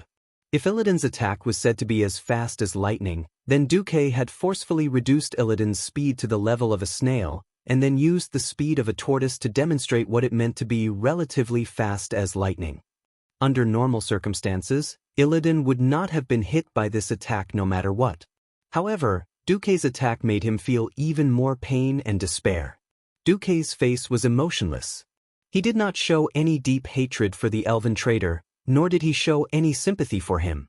He did not show any gloating over his impending fall, nor did he show any smugness of getting rid of a rival in love. Instead, Duque had a strange look that said, "I understand you, but don't blame me." Illidan was suddenly stunned. He remembered the various magical things about Duque, and the legend that Duque claimed to have peeped into the future in the River of Time. Could it be that Duque really understands me? There was no time for Illidan to think about life. The gorgeous golden sword finally pierced into Illidan's chest. Anyone could see that it was where Illidan's heart was. The sharp blade pierced through, but the pain of the sharp weapon was secondary. The burning holy power entering his chest was the biggest source of pain for the half-demon Illidan. Unable to bear it, Illidan let out the most tragic howl. Almost instinctively, Illidan made a dying counterattack against Duque. Duque barely managed to block the main attack of the twin blades of Azanoth, with the ice barrier. However, the offhand of the blade flashed past, and the entire right arm of the humanoid puppet that looked like Duque flew into the sky. Duque stumbled back. Illidan still did not admit defeat. He threw away the blade in his left hand and held the hilt with his right hand, trying to pull out the demon slayer. At this time, Imriel, who had just recovered from his daze, heard Duque's command, "Hoof, go. Smash the hilt." Heroes were heroes because they had the courage that mortals could only look up to. Even though he had just escaped from being decapitated again, Imriel's legs under his bow suddenly straightened, and his whole body shot out like a cannonball. "Go to hell, so-called king of the Outlands." Hoof used the shield to forcefully block Illidan's main blade, raised the warhammer high in the air, drew a beautiful golden arc in the air, and used the last bit of strength in his body to smash the bottom of the hilt. Like a hammer hitting a nail, the Demon Slayer, which was originally only halfway into Illidan's chest, finally broke through Illidan's extremely strengthened demonic body, pierced through his chest, and came out from his back. That was not all. The powerful impact nailed Illidan to the ground. Just a moment ago, Illidan did not understand why Duque was so stupid as to throw away his staff and take the blow with his own body. Now he understood. Ish was much more valuable than Duque, a human puppet. And Atish, which was thrown out, did not go anywhere. It was now standing behind him. This divine artifact staff with rare spatial characteristics had already sealed the entire space around it. Illidan's storm rage had nowhere to run. Ah, impossible! How could you even calculate this? Illidan's eyes were red. He roared and struggled, only to find that he was like a nailed frog. He could not move at all on the ground that had been solidified by spatial magic. The dark energy in his body flowed out of his body like a flood.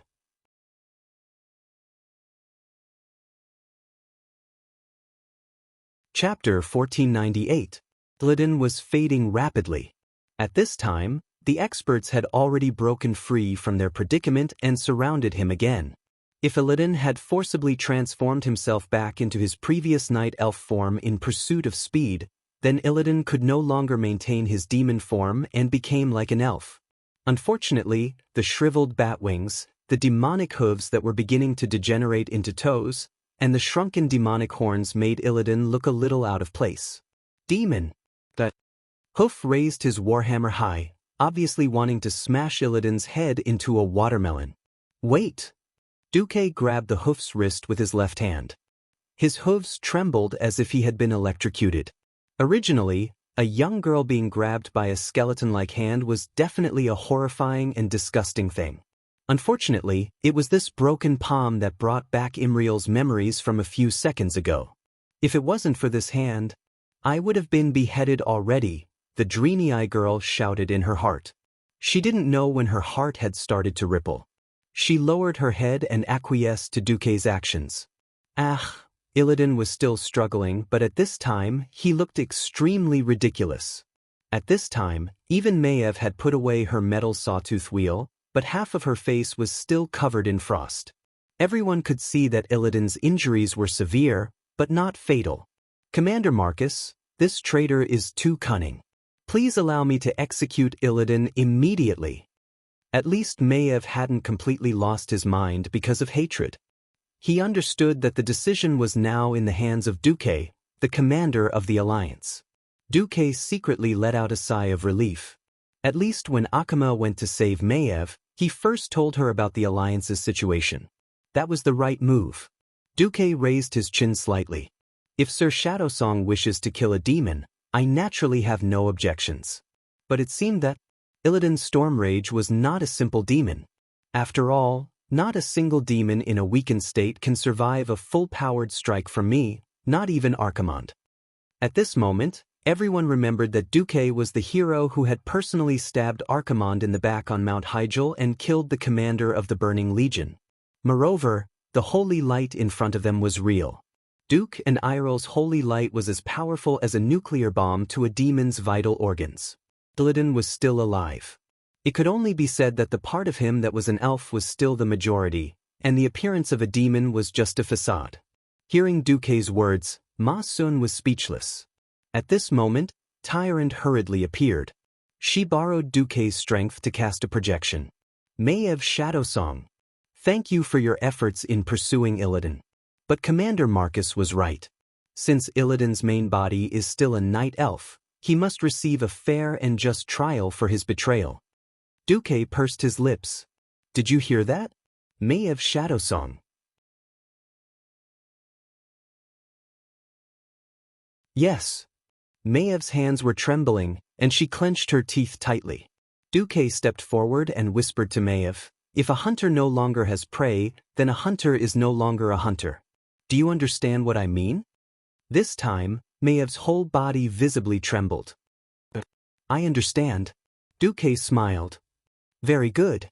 Before Illidan's trial by the Alliance Assembly, I will leave him to you, Your Excellency Maiev Shadowsong. Don't worry.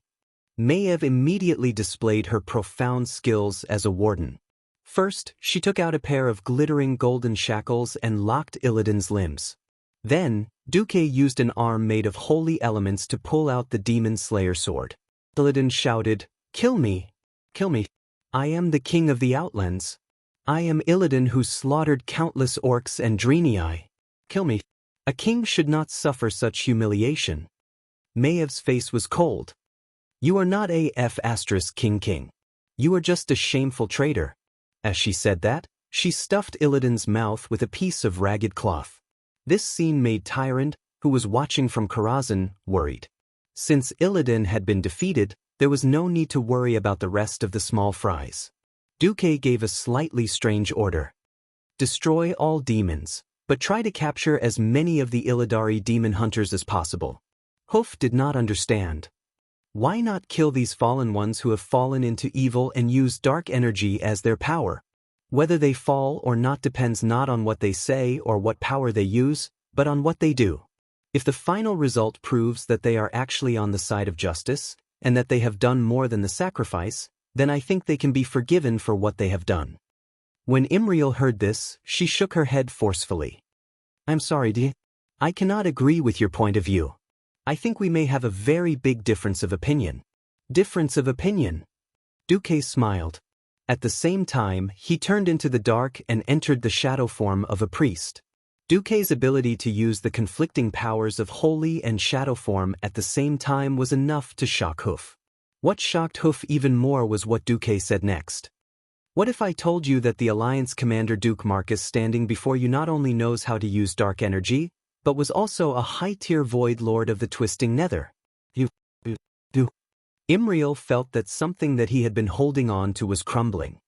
"What if I told you that I used this to infiltrate the Burning Legion, and finally blew up Sardra's largest fortress in the Twisted Nether during the Ancient War, killing at least 5 billion demons?" Duque's casual words had a huge impact on Hoof's heart. Every Draenei could count their own history. They knew how many times their race had managed to avert disaster. One of the most unsolved mysteries was that in a battle 10,000 years ago, the Burning Legion had clearly gained the upper hand, but they suddenly withdrew all the demons and let go of an easy victory. This was known as the greatest mystery. Now, this eternal mystery seemed to have an answer. Imriel was completely stunned. No, not just Imriel, even Illidan, who was struggling as Maiev dragged him away from the platform of the Black Shrine, was deeply shocked.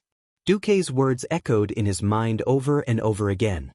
At this moment, Illidan was finally sure that Duque, who was more like a demon than Illidan who was best at scheming, must have guessed his thoughts. Of course, he also guessed that Duque was explaining to him what kind of situation he and Tyron were in back then. Duque, you bastard. Illidan was very agitated as he struggled. Maiev's eyes showed clear disgust, and he kicked Illidan in the head. "Shut up, you traitor!"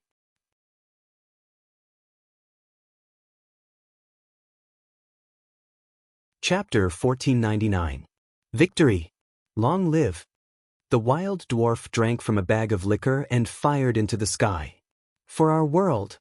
The heroic orc beat his chest with force. "Krabeya! We're back!" The sentimental Draenei knelt in the corners of the temple and cried bitterly. Illidan's capture symbolized the end of the Allied army's outland expedition. All that was left was to clean up the remnants of the Allied army. This was very different from the historical alliance. The original alliance would at most send some guys on horseback to the various cities and towns to declare victory. In this life, Duque was in power, and the alliance's approach was more open and transparent. During the days of the alliance's battle, almost every day, there would be thieves or hunters who were specially named by Duque as Hong Kong reporters, reporting back to the front lines of the alliance in Azeroth. From the simplest march and hard life, to the laying of railroad tracks, to the battle at Hellfire Citadel, and then to opening the passage to Shotrath City, followed by the elimination of the Fell Orcs and the battle at Moonshadow Valley. As long as it was a town or factory with more than 1,000 people, there would be a special mage team stationed to report in the form of magic images and audio. Even smaller villages would use a method similar to newspapers for publicity. Although in order to control, Deity deliberately delayed the report by 3 days. Of course, this could also be attributed to the inconvenience of communication in the Outland. But for the people of Azeroth, this was definitely something new. Just like what Deity had always emphasized to the higher-ups of the Alliance, we don't just need the soldiers to know what they're fighting for. We also need the people to know where their labor, their taxes, have gone to. Only then will our soldiers take the initiative to fight, and our people will work with their lives on the line. Deity had run the Alliance for so many years, and the Alliance was already quite used to the wartime economy.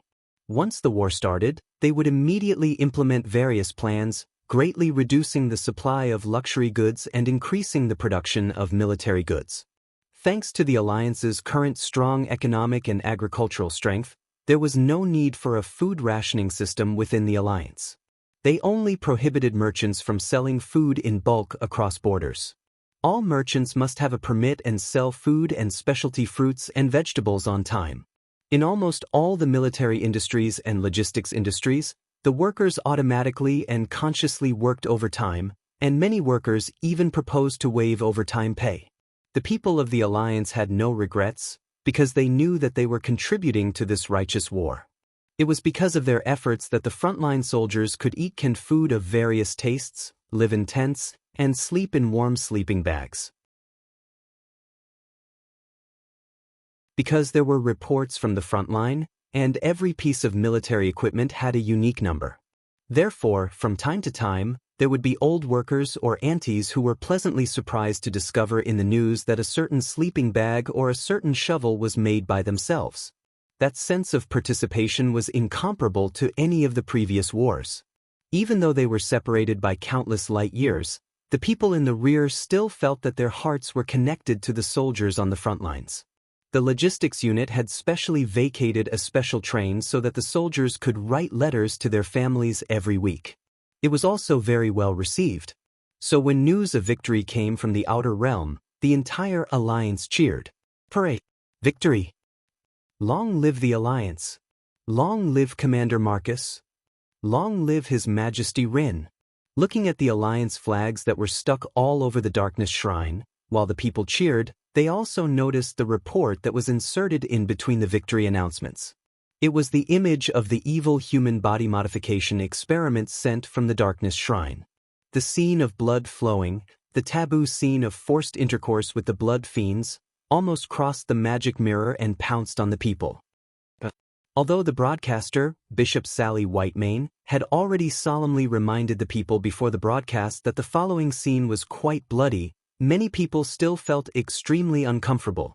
There were number 18 prohibitions in the Alliance. Most of the current generation of Alliance youths were born during the war at the Dark Portal. In addition, the previous generation had been ravaged by war, so no one felt that there was anything wrong with the Alliance broadcasting this. At most, mothers would leave with their frightened children. Oh my God! That's too scary. Damn it! I can't imagine what would happen if millions of such monsters swarmed into Azeroth. Holy light above, I finally understand why the Alliance spends so much money every year to defend the Dark Portal and strengthen the Watchtower. The Alliance could be said to be united now, with full support. Even if Deity slapped his forehead and suddenly brainlessly held a general election or something, he would probably be elected with 99% of the votes. The end of the war was the end of a stage for the people, but for the higher-ups of the Alliance and the Horde, there were as many things to be done. The Horde was busy migrating people out of Draenor, which was about to be destroyed, and so were the Draenei. As the new leader of the Draenei, Imriel personally defeated Illidan as soon as he came to power. He helped the Draenei reclaim the Darkness Shrine and renamed it the Karaber Shrine. This made Imriel's position suddenly stabilized. Although it was impossible to invest any manpower and resources in the Karaber Shrine because of the collapse of Draenor, it was completely different to give up on the shrine and snatch it from someone else and then tell them that they didn't want it. With Deuce's reminder, the Draenei also began to prepare for the migration of the entire tribe. The initial plan was to fly the eye to Mystic Blue Island in Azeroth. This was completely different from history. In history, it was a dumb guy who listened to an egg's order to kill the Draenei, and the Draenei were desperate, so they flew a spaceship that looked like a large escape pod to Azeroth. In this life, it was the Draenei who methodically flew the entire spaceship to Azeroth. This was a completely different concept. Duque and the higher-ups of the Alliance all believed that with the Eye, they would definitely be able to strengthen the air defense around Darnassus. After a busy day, Duque finally left Karazhan's command room and returned to his bedroom. After becoming a demigod, the physical fatigue would no longer exist. Now, it was just that there were too many things to do, and he was mentally tired. As soon as he returned to his room, Duque felt that something was wrong. The room was very dark. Someone had turned the magic lights to the darkest. Then Duque was shocked. He was not surprised that there were maids, dragons, and maids in his room. But for this high priest who suddenly appeared, wearing a nude apron, Duque was really shocked. Damn, could it be that the little notebook I hid under the bed that I wrote when I was bored has been found? Tyron smiled charmingly and gently cupped her face with her left hand. My dear, you're back? Then do you want to eat first, or take a bath first?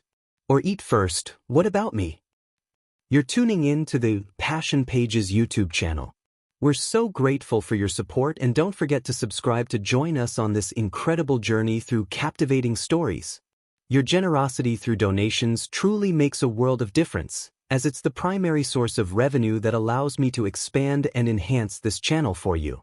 Thank you from the bottom of my heart for being a part of this adventure.